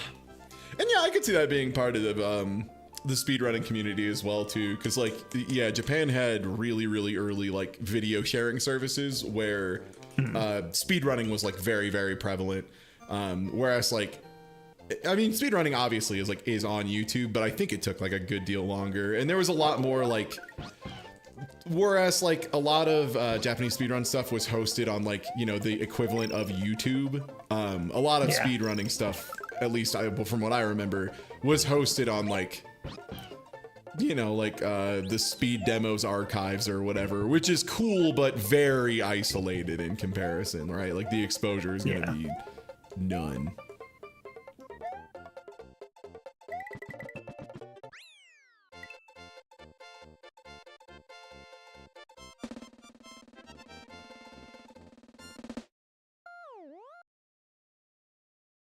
I'm sorry, Co-Buddy. I won't bring the Talarico evil in here again. I still can't believe that independent people have looked into if Tommy Tallarico actually made any music for Sonic and the Black Knight. He did not. So we have now verified that Tommy Tallarico has not actually worked on Sonic, one of his biggest claims to fame. Also, categorically false. Oh, the gift that keeps giving. God bless that little lying man. he's bringing me nothing but entertainment. Getting H-Bomber guy paid. Love this guy. Yeah. Honestly, becoming kind of a bit of a Tallarico head.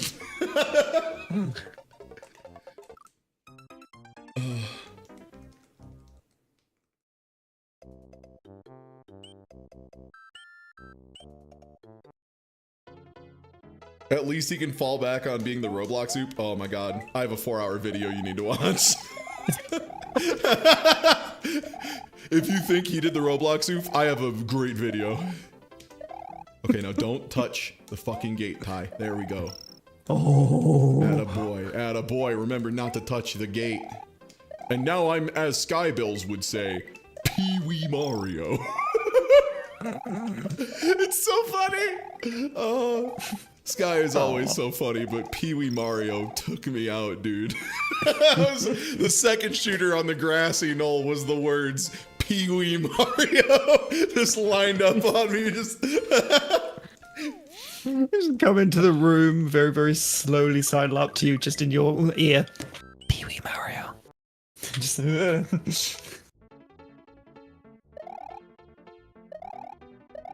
no more heroes boss announcement voice.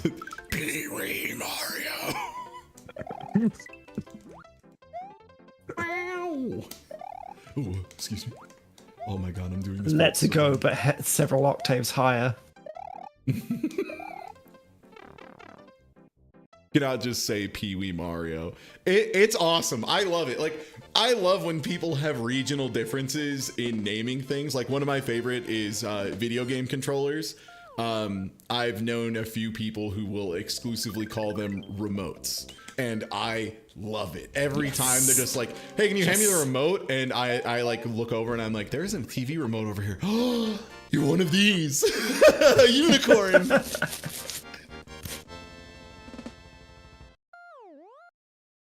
Tallarico did a Guilty Gear review. I need to find this. Oh, and the feel Tommy bad. Tallarico Guilty Gear review is so funny because it's him being fucking dumb and wrong. It's literally him being like, just a fucking button masher, dude. There's nothing impressive. It's just another one of those, man. Who cares? Like, being just the most dismissive someone could possibly be towards Guilty Gear. And I think we all know what it really is. He's just very ashamed that someone had done the best metal music in video games and it wasn't him. Also, Guilty Gear's a game with a pretty notable floor, you know?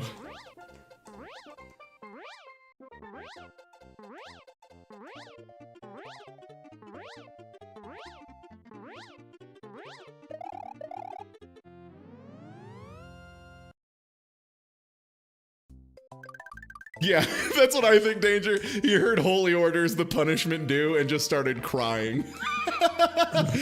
He knew there's no way. Me hearing blue water, blue sky, and just having a breakdown.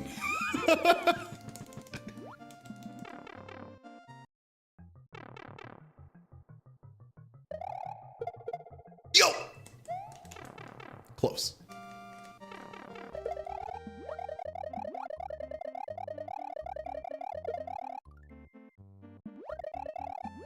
No. No, not this one. Okay.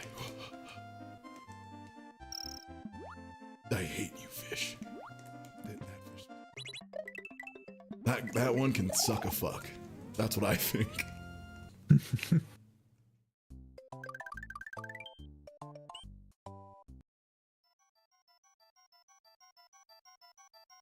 The plot of Amadeus. Yeah, basically.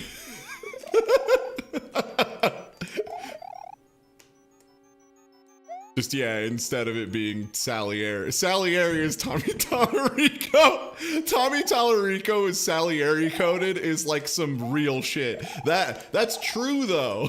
That's so true. I've never met a man. I've never seen a man quite as Salieri coded as Tommy Tallarico. This MF for Salieri coded. Yeah, Salieri at least like made work, yeah. Before he went wild from being, you know, just like not as loved.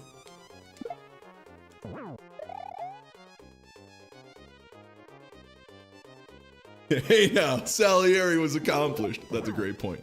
Salieri's mother probably was proud of him. Salieri's mother probably was proud of him, might be the most layered but beautiful burn I've written in a while. There's like a lot of depth on that. You slow. Notes of mahogany and peat.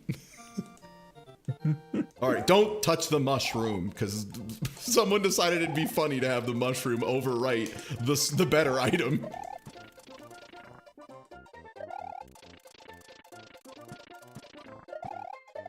Uh-oh.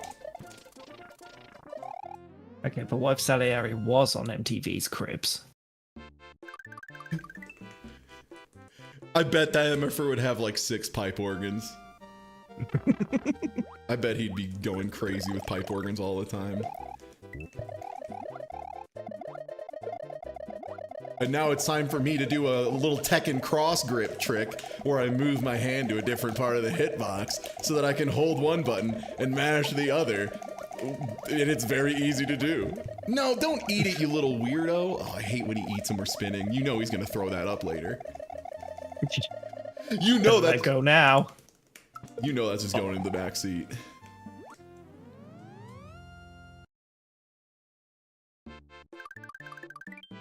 Did Tommy Tallarico have a Laura Croft room? That's so funny. I mean, he had a massive like statue at the very least. Oh.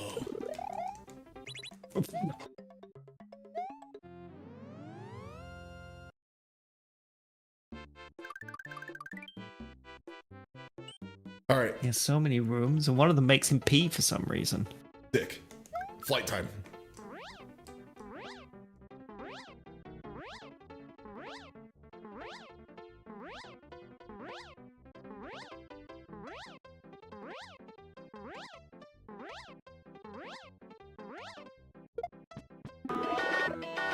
Nice.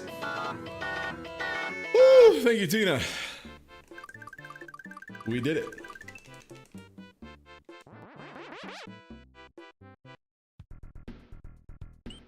Everyone should have a pee waterfall in their house Tie Tuesday, probably. Yeah, I would think that. Oh, Tommy Tallarico. You gotta be careful where you sling that TT, dog. There's another one in this house.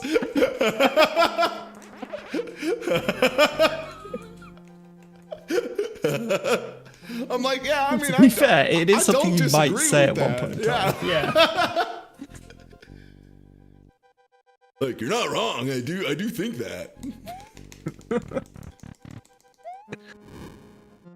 I will never get this flight to activate correctly. Oh, I will never do this room correctly.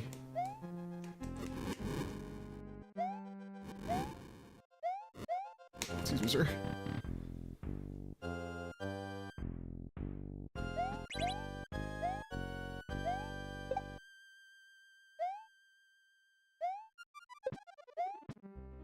God damn. That lag when those guys are around. That's something, huh? How about that? How about that? Ooh. You know it's the good lag when you feel it in your chest.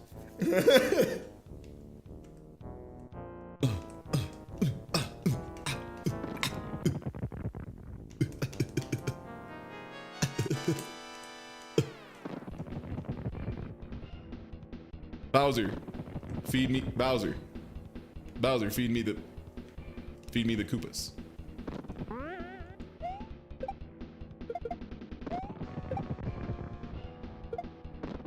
For what it's worth, this is the part that I was like, I plan on learning Cape Kill last so that I can get some decent runs to Bowser and won't be like I didn't want to spend a day like labbing out and learning cape kill and like learning to do it good and proper and all that, only to then, you know, spend an entire day getting precisely 0 runs to Bowser. Yeah. Oh, I was too into the side of that flame. I was just gonna run up and spin jump it, but I went too fast. Yeah, that's my favorite TT for sure, Sedmel. Hey, it's me, TT. I'm a clock. I have the highest top speed in the game, and I'm weirdly confusing to unlock. Or no, TT's the one that's straightforward to unlock. He's just a nightmare. It is Drumstick that's weird to unlock. Y'all remember Drumstick? We got any big drumstick heads in chat? Any big drumstick enthusiasts? Please. Hey, Sedmol. The hitboxes on these Bowser statues are fucking crazy, man. It's like the third time I've been clipped by one where I'm just like, oh. I'm Drumstick. Yeah, I remember that beautiful line. God damn it. Yeah, the rooster. Yeah, I love the voice lines for Drumstick. They were all good. Yeah, the way you have to unlock Drumstick is so bizarre. You have to very lightly drive over a frog with chicken parts on it. It doesn't show up until you've beaten, I want to say Whizpig 1 or so, something like that. That was another one of those games that when we did like a playthrough on Cyber Couch, I felt so justified being like, damn, no, that game's ending is crazy hard.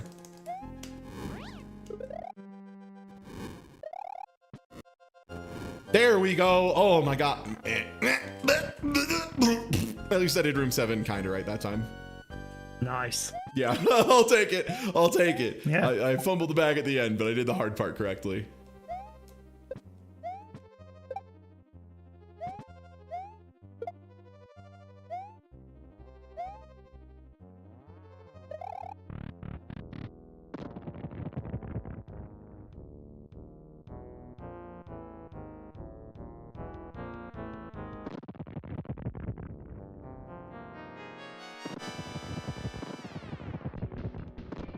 Yeah, I think the thing was, like, I remembered Whizpig 2 being harder than it actually is, but I remembered Whizpig 1 not being quite as hard as it, or being, I thought it was going to be easier than it was.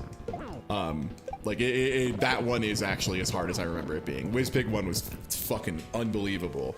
And some of those silver coin challenges are absolutely nuts, for the record. Some of those silver coin challenges are, like, so deeply out of hand.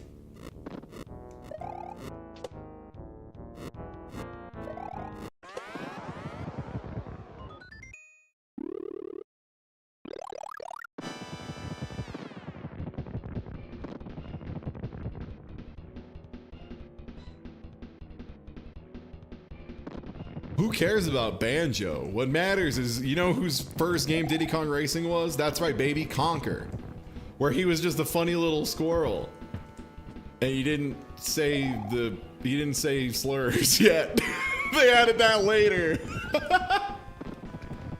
You ever think about how Conker was just gonna be like a funny little nice squirrel guy, and at one point they were like, we're gonna make him say come a lot. And they were like, okay, I guess. If you want. Hey. There was that one like Legend of Zelda ROM hack someone made that was like a weird Conker game. That was, I think Oth played it. I don't think it was good, but he played it. So there's that. I fat fingered that so bad. Oh boy. Yeah, the original first game on Game Boy Cancel was like pretty whatever. I didn't see that guy at all. Oh. Hmm.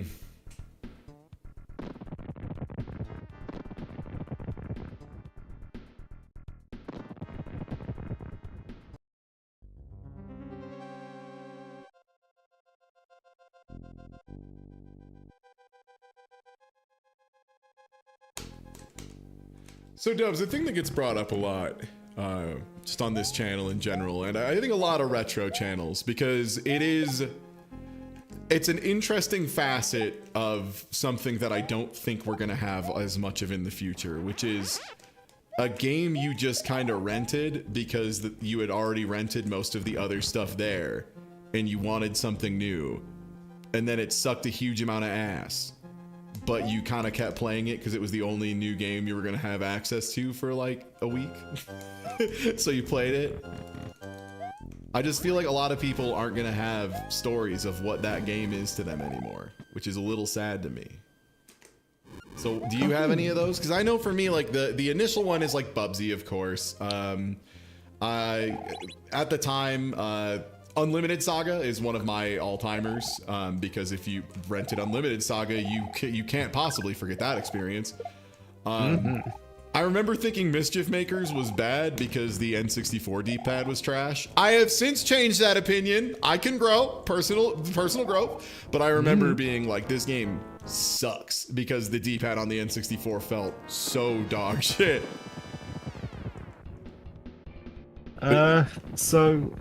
Oh no, carry on. Oh yeah, no, I was gonna read some of the chat ones as well. Gex64, yeah, that was one I rented multiple times. Boogerman, that was one for me as well. Yeah, Arrow the Acrobat, Kamikaze Squirrel, all those mascot platformers for sure. Mario is missing. Oh, interesting. Yeah, if you accidentally got into one of the education games, that would probably be a pretty bad feeling. Yeah, you see, I don't have one because I went from Master System to PlayStation. So, yeah, I just did not have like a Oh no, I mean that still is plenty. I mean, some of the ones I'm naming are like PS2 games, dog. Like Unlimited Saga.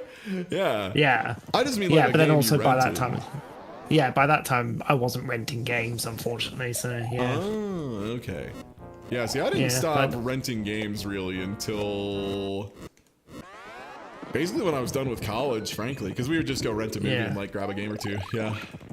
Actually, okay, that's sort of a lie because like a friend I made at the time was also like a while ago when PS3 was fairly in its infancy. When we went to Blockbuster, we were just like, "What the fuck is Demon's Souls?" Hell yeah. And it ended up actually just being a weekend of like, fuck, why is this game so good?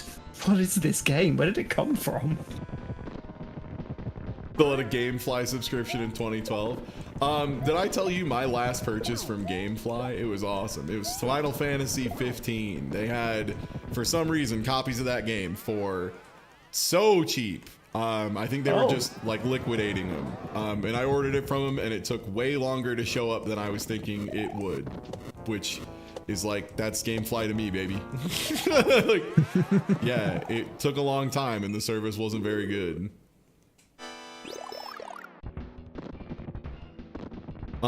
Yeah, I'm trying to think of ones that I like still have a fondness for, because like Super EDF I think is one of them that I have an unreasonable fondness for, and I accept that it is me having a bias.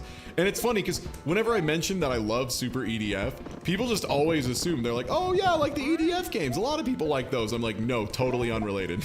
Like literally not even the same franchise. No. Huh? Yeah, it's like EDF, it's Earth Defense Force, you fight against aliens and stuff. Oh, okay, cool. Yeah, like EDF. No, it's a different one. It's a shmup. It's a shmup for the Super Nintendo that is entirely unrelated. Super EDF, the thing is, I like that game, but as a shmup, man, holy shit, it had some problems. Mostly your hurt box is the size of a planet, man. It's so big. It's the whole ship, bro. It's the whole ship. Yeah, Quest 64. Oh, I'm holding up. Don't worry, I got it, chat. 8 unlock. Thank you, Indigo Blooper, for writing in proper fighting game notation. Hold 8.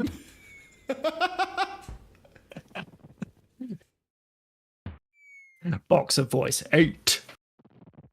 8. Oh, Tina had it above. Okay, word. How long do I have to hold it? Just the whole time?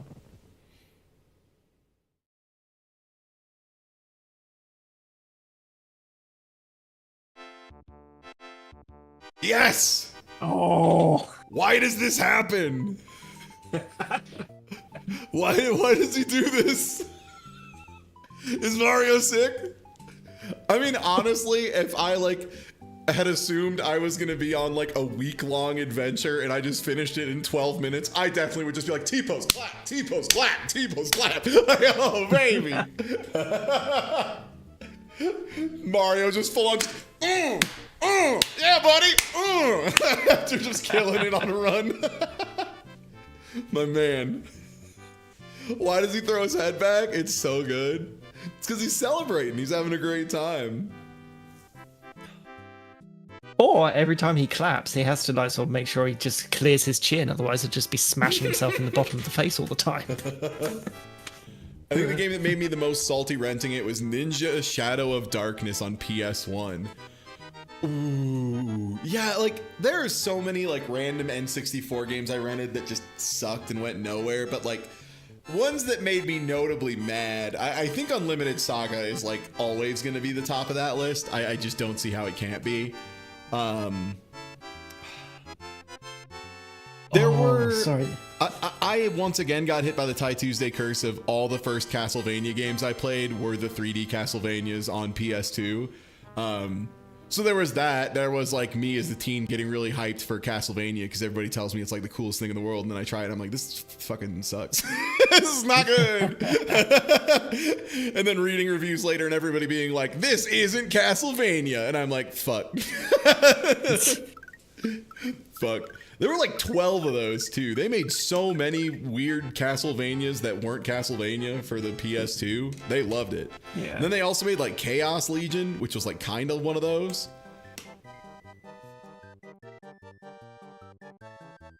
Do you think they're gonna mention the pile driver micro Goombas? Those are Maddie's favorite, or the pile driver micro Goombas.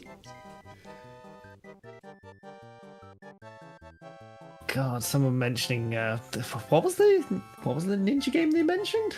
God, I can't remember it now. It passed by so yeah, quickly. Danger. It was like Shadow. It was like Ninja Shadow of Darkness for PS1. Yeah, I remember the one. It had that weird camera angle which you couldn't change. Yeah, no, I believe that's the one. I'm looking But this did up unlock- now. Oh god, this game. Yeah, dude. Yeah. Oh, dude. There were so many early platformers that were so dookie, and yo, it was good. Thank you for the hello on YouTube.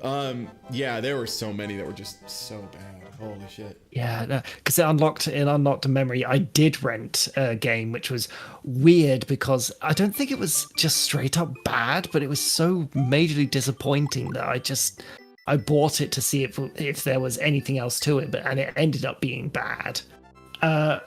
Shinobido. What? So it's an incredibly weird, like offshoot, almost Tenchu like. I was like, isn't that like the name for when you like tie someone up in like ropes for bondage and it's like very artistic? Yeah. I don't No. think God, I it's can't that. Yeah, I guess. Fuck you, mate. Oh, Shibari, that's it, it's the real Shibari. thing. Thank you, Jeff. Yeah. But yeah, no, Shinobido. Like, the thing I remember mostly about it was there was a side game where you would actually like make your own ninja hideout, and then actually have to like sort of like a bunch of enemies would come in, and you would actually have to use the ninja hideout you just made. Oh, like Koei's Deception? Vaguely, but you actually like play around in it. You do all the Tenchu shit, but in a base Yeah. you made. So yeah, it was kind of nice. Yeah, in Shinobido. Yeah, it's bizarre, but also but it was very, very a kind of nothing game. I want to say a quick fuck you in chat for Shinobidi Toilet. Trying to get a Skibidi Toilet in there. Quick little thanks for watching. I appreciate you. Thanks for being here. Fuck you. Come on. Shinobidi Toilet. Fucking A. Yoshi, damn it. you're on the ground! Touch the ground with your dumb fucking shoes, you stupid horse! You know what? It's fine. He'll get better. I believe in him.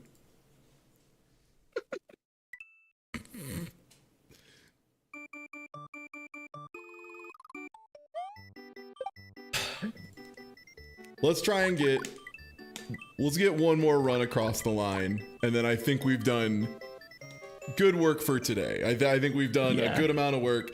I think I'm getting to the point where I am exhausting and we'll start losing progress at this point, which for what it's worth, Kobuddy timed out Zero for 5 seconds. Reason, skibbity these nuts.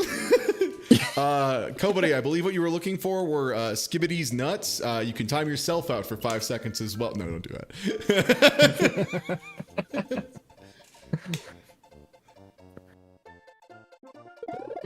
Fast Yoshi? No, slow Yoshi.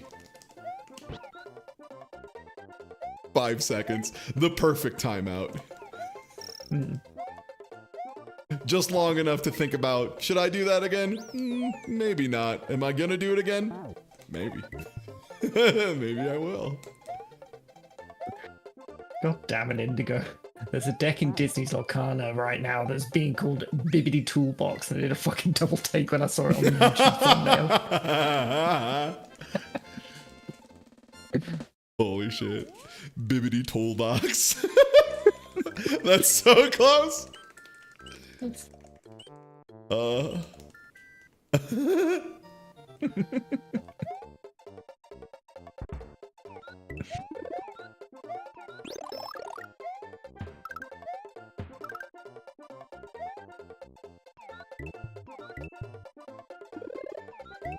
I wish more card games had like dumb names for their decks.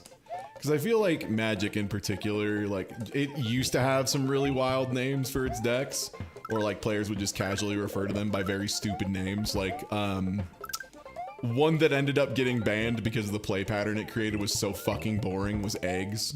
So there was a deck known as Eggs that was so boring it made people want to stop playing Magic. So like eggs were banned more or less. Functionally, they had to get rid of Eggs. Yeah, White Weenie, classic name. Love a little White Weenie deck. Yeah, now they're just called like whatever the color identity for the 3 colors are, and then like whatever the key card is usually. Oh yeah, exactly. Eggs was like super boring to play against. The play pattern took forever to resolve, and it was literally making tournaments run late. Like the real reason Eggs got banned wasn't that it was too good, it's that it was making tournaments go long, and TOs were sick of it. They were so done.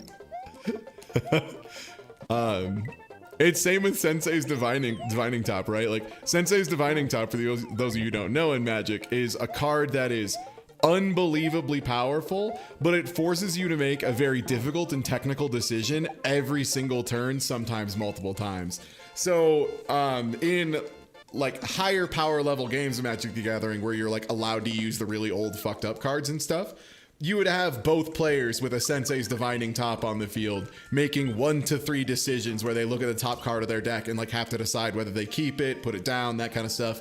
And it just made every match it was involved in, like mathematically took like an extra like 8 minutes on average or something. So they were just like, fuck this card's gone. We're done with it.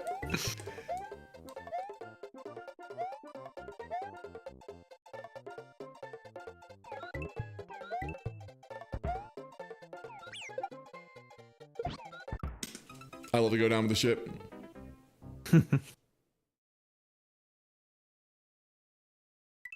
Oh.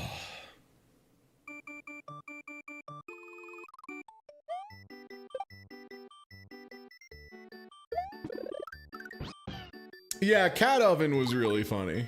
There was a period where they really made some accidentally broken cards that had some silly ass names.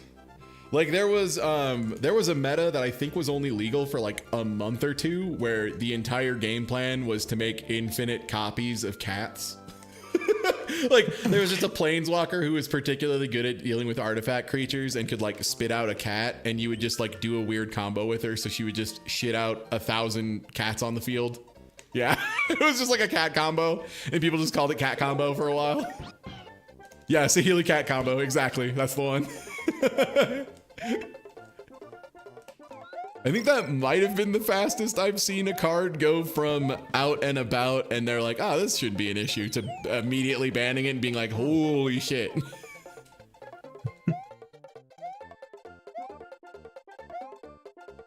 looks up Sensei's defining top. Fuck this. Yeah, you're getting it. It's like so many steps. And what you have to remember is people were doing that shit like multiple times a turn. So it just added so much time to the game. It was like, what if you had an extra draw step that you had to make a decision during every single turn? Just really drags it out. It's the same reason that like Miracle will never be back again. And the reason isn't that like Miracle is too powerful or Miracle feels bad. So do you know the mechanic Miracle, Dubs? I know nothing about Magic the Gathering. Okay. Sick. So what Miracle is it's just if you draw the card off the top of your deck, the same turn that you rip it off the top of your deck, you can play it for like a different mode, a different version or whatever. Yeah. A lot of times it's like you can cast this spell very cheaply if you cast it the same turn you pull it out of your deck.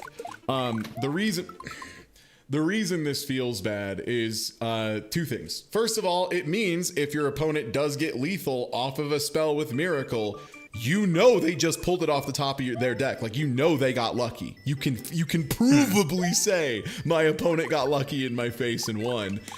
So that already feels bad.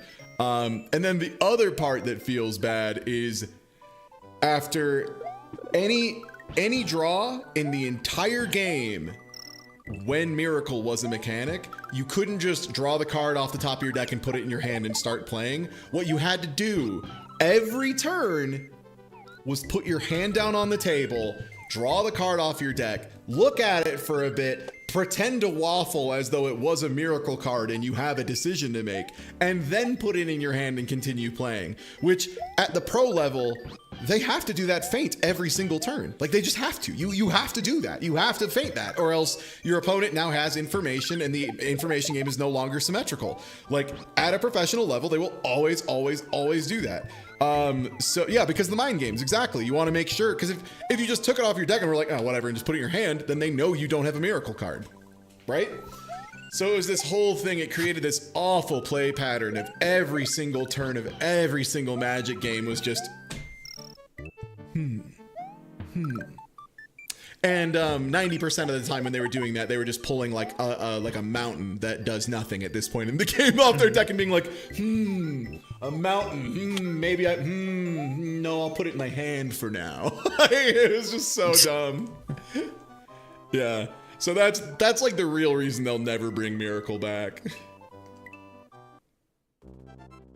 Yeah, that and then the one where they hit Brian Kibler for lethal with a Miracle card, which again, that shit happens all the time. But the fact is, Miracle makes your opponent turn to you and go, "I just drew this off the top of my deck, and I'm going to win the game because of it," which isn't something you really want to like make a show out of. Yeah. It's funny. Card mechanics too. Like Magic in particular had some really fun ones because just no one had done it before. Like no one had really tried. They hadn't found the mistakes you could make yet, right? The most classic one is so in Magic the Gathering, you start by drawing 7 cards. You draw 1 card per turn on average, unless you do something else. How many cards you have is basically the number of options you have. It is the most important resource in the game. Your life, you start with 20 points of life, and you don't lose the game until you go to 0. Conversely to cards, life points are far and away just the least important resource in the game. Like, until the last one, they literally you don't fucking care. Unless you're like playing some weird plan that wants you to get to 40 health or something. With this in mind, in the first set of Magic, they had a cycle of cards that were 1 per color, and they were 1 mana of that color, so like 1 red mana, 1 green mana, or whatever, like that was the cost of the spell, and they do 3 of a thing that is relevant to that color's identity. So like, for example, red pays 1 red mana and gets to do 3 damage to any target. This is known as fire, or as like bolt, or it's just like one of the best cards in the game. It's still all the time used. It's super meta, super solid, etc. And then blue gets Yeah, Lightning Bolt. So Lightning Bolt's incredible. 3 damage for 1 mana is like somewhat game defining when it's out there, but it's not like so broken it just ruins a 4 mana. It's like a very strong card and it defines a lot of things, but it's not super broken. White, on the other hand, White got Healing Solve, which heals you for 4 life or for 3 life. This is worse than useless. For one card, the thing is, you remember how I said the number of cards in your hand is a resource? So now instead of having something that could be useful and could win you the game, you have a card that gains you 3 life, which almost certainly does nothing for you. Would you like to guess what blue gets? For 1 blue mana. 4 damage. They get to draw 3 cards. And also that, yeah. It's called Ancestral Recall, and it's maybe the best card ever printed in the game. Yeah, it's crazy. So they thought that was like equivalent. They were like, yeah, draw 3 cards. That's probably about the same as gaining 3 life as far as power goes. Yeah, they had no fucking idea, man. And then they had the green one, which is for 1 green mana +3/+3 giant growth. And that's another one that's like, that's a really solid card that still gets reprinted sometimes. It's so funny. They had no idea what the fuck they were doing. Yeah, there's so many cards like that where you're just like, what the fuck? My favorite of those is probably Scheherazade. Scheherazade is so funny. I don't know what they were thinking when they made Scheherazade, but it is now perhaps the single funniest card you can play at a commander table. So for that, I thank them. Scheherazade is a card that when you play it, you remove all cards, or you leave the field where it is, and you pick up all of the cards you have left over in your deck, you and your opponent, and you play a new second game of Magic. And whoever loses that second game of Magic comes back to the original game of Magic and loses half of their life total, rounded down. So essentially, you stop the game of Magic you're currently playing and force your opponent to go play a mini game of Magic for half of a game of Magic. It's hilarious. Scheherazade is so good. Yeah, hitting somebody with Scheherazade and Commander is the ultimate move, because it's like demanding they play more Magic.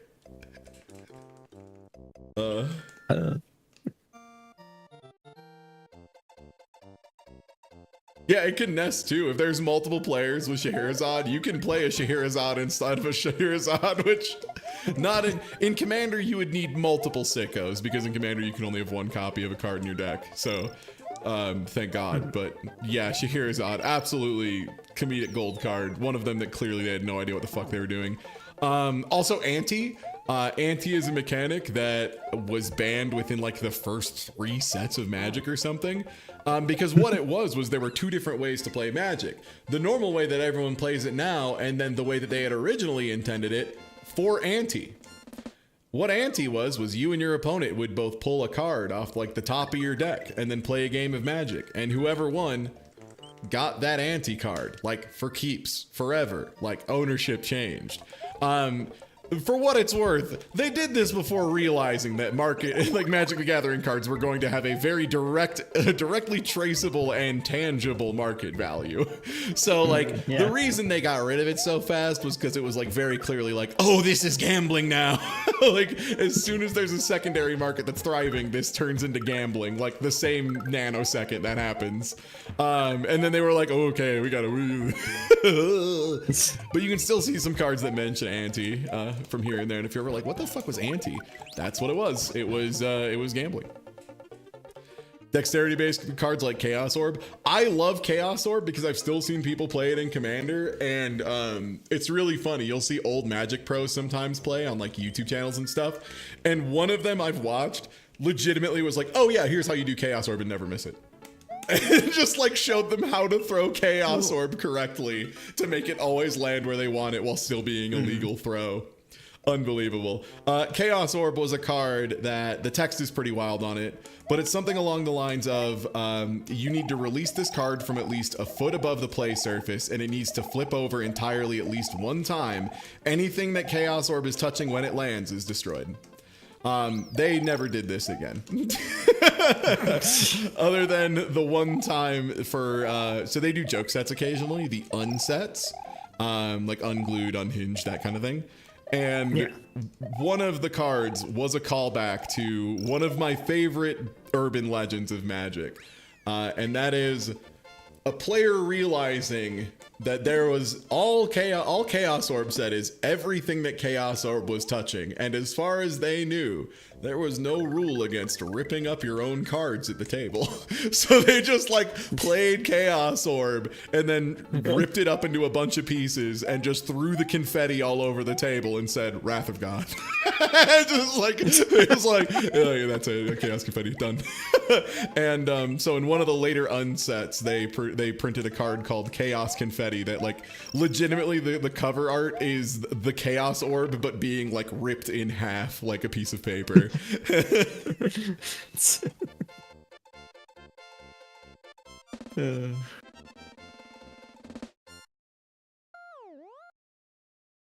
I love this. You just spent the last like 15 minutes or so like talking about Magic the Gathering, and I still don't know what the fuck is going on.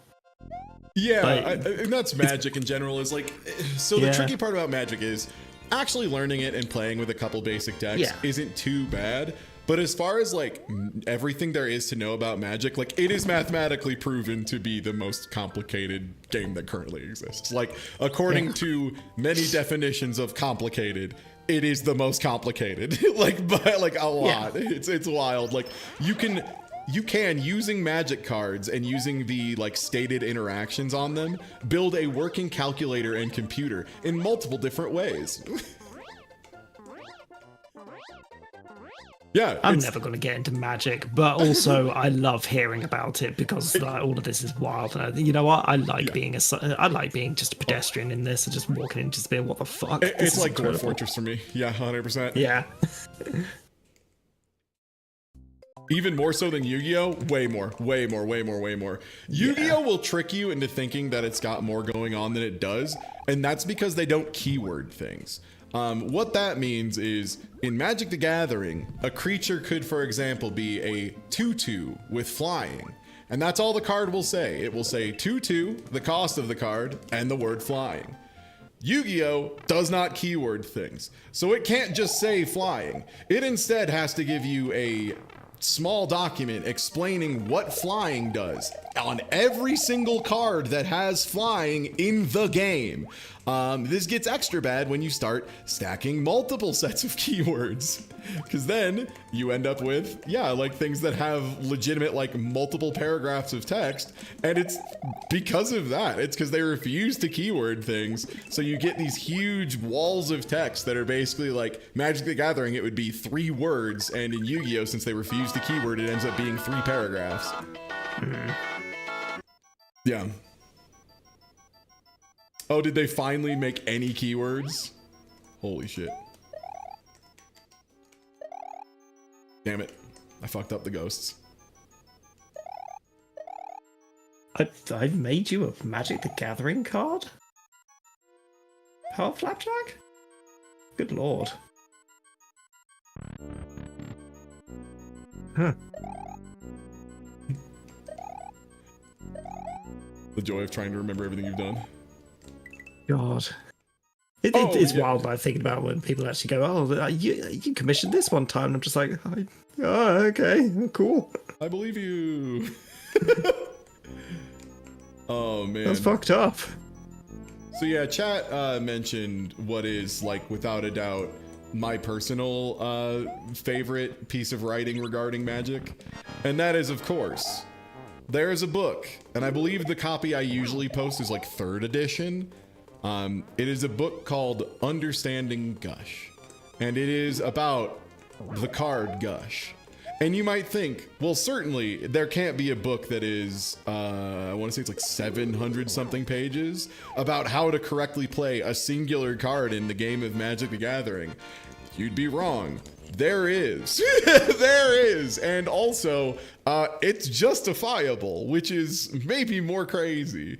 It's like extra wild. And it's because it's a card that interacts with like all three of the most important resources in the game in like an upsides and downsides way. So like if you misplay Gush, you can absolutely fucking end yourself. Like you can just lose a game on the spot by playing Gush badly.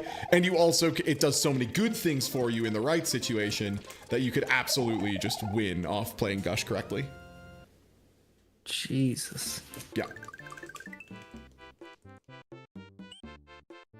Yeah. Oh god, brainstorming wrong. Yeah, that's the thing. Like Magic 2 is one of those games where at first you start with like very low level easy decision making, like, oh, should I attack in? No, they've got something bigger than mine that could block and kill it. And then later on it just starts becoming this weird thing where you're trying to like memorize parts of a hyper geometric calculator because like the math is too complicated for a human being to do, but you can kind of roughly remember about where the robot said stuff was. That's where you're in the real shit. Me playing Eternal. Jeez. Yeah, exactly. Gush is a card that returns 2 of your own islands to your hand, one of the most important resources in the game, but lets you draw 2 cards instead. It also has a casting cost. You almost never play it for that. But it's this whole thing of like picking up islands. If you pick up your islands too early, you essentially turn off your ability to play the game for the rest of the game. But drawing 2 cards at the right time will absolutely win a game on the spot. So like, yeah, just a very delicate balance of when do you pick up your resources and decide it's time to go all in.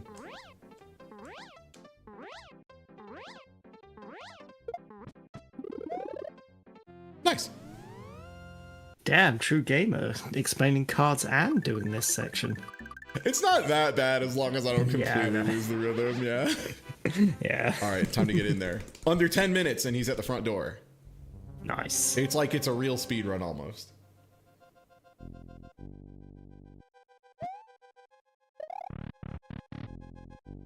I actually just, I just like going across the cage normally, it feels alive. Mario likes it.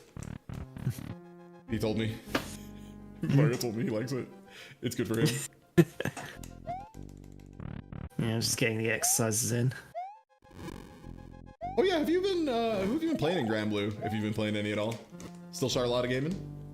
It's still Charlotte. Yeah, like I've just decided, yeah, Charlotta was always my favorite, and Nice. I'll just stick with that for the time being. Oh, she's super fun too. Oh, yeah. I was glad we got a Charlotta in our top 8. That made me smile. Yeah, I did see that. I was like, oh, yeah, there's my girl.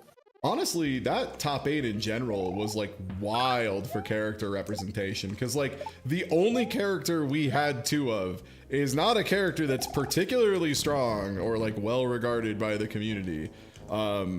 It was Gran. We had 2 Grans, and it was largely off the back of like Minimat had already been playing Gran and was quite good with him and like had a lot of fondness, which I love. I love Minimat, the set play king, being like, actually, I just like the Ryu in this one.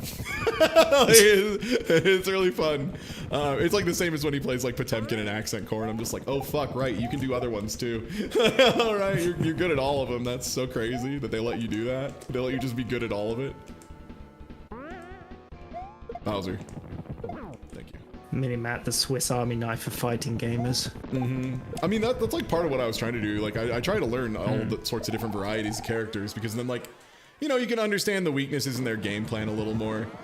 Like, I think everyone should try to play a little bit of a puppet character, especially now that there's one that's, like, not very hard to play in the form Yeah. of Nier.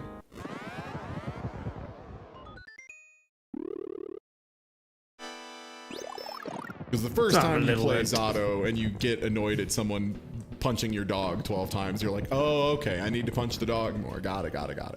I understand now. The funny little guy who wants his chicken nuggets from McDonald's must perish. Oh, nice. Yeah. Is that the art you did of Yeah, of the soul in the I cake? remember that one now. Yeah. Who's been your favorite so It far was- in Grand Blue?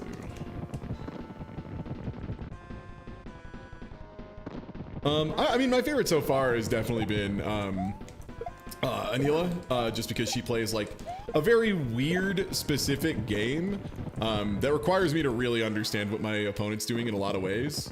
Also, I feel like by playing Anila, I will be good no matter what the meta kind of ends up being long term. Because realistically, first of all, I think they will just, they're not going to nerf Anila. I think she's pretty weak right now, all told, like relative to the cast. So I think I'll be fine on that front. But also, I'm just learning unbelievably good, like fundamental gameplay, having to really interact with all the system mechanics, you know, really having to use like my OSs and stuff. Really playing my ass off to make that sheep get the donuts. But it's been fun. It's also really fun too to play someone on ranked online and like almost get knowledge checked. First frame of Peach. Hey, 13 minutes. Hey, I'll take it. Yo. That's good. 13 minutes. That's Yeah. like a real run. Good job. 8 in brackets, chat. Post 8 in brackets if you want that Mario to clap.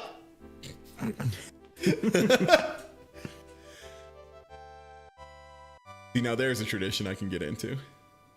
Anila's so good. She has a lot of good answers for naming everything. Yeah, like in the context of like competition and stuff, she's pretty weak. But like as far as playing with friends and stuff, yeah, she's great. And she's got really good tools. Like her 2U is just fantastic.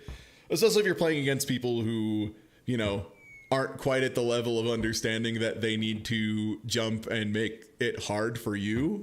Like they need to call out that you're sweeping too much. All right, sick. 13 minutes for 11 exits. So what's that put me at? Like number 787,429 or something? Something like that? Around there? Let's see. Super Mario World 11 exit. How bad is 13 minutes? Got to be like bottom 1,000 out of a million. Orb. How far do I gotta scroll to hit 13? Oh baby, I gotta go so far back. Oh, okay, actually no, not too bad. Number 212. Okay, that's better than I was thinking. I was thinking it was way worse than that. Hey, You're on a board. Yeah.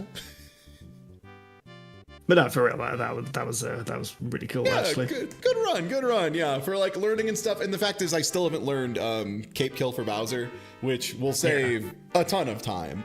I had some big mistakes, you know, stuff here and there. Yeah, not too bad, not too bad. For learning, I'll take it. I feel like that run was good enough that I feel like I have learned 11 exit. Like, am I incredible at it? No. But if someone like held a gun to my head and said, do an 11 exit run of Super Mario World, I could probably do okay. And like, Yeah. that's good. That's good stuff. Now the question is, how much more do I grind 11 exit before I move on to like trying to learn some of the bigger ones? Because like a big part of the reason I wanted to learn this is I have been blessed with so many cool friends who speedrun Super Mario World. And I'd love to do races and stuff with them. And I am very excited to be last place always. But first I at least have to know the full run so that I can do 96 exit and be in last place the whole time.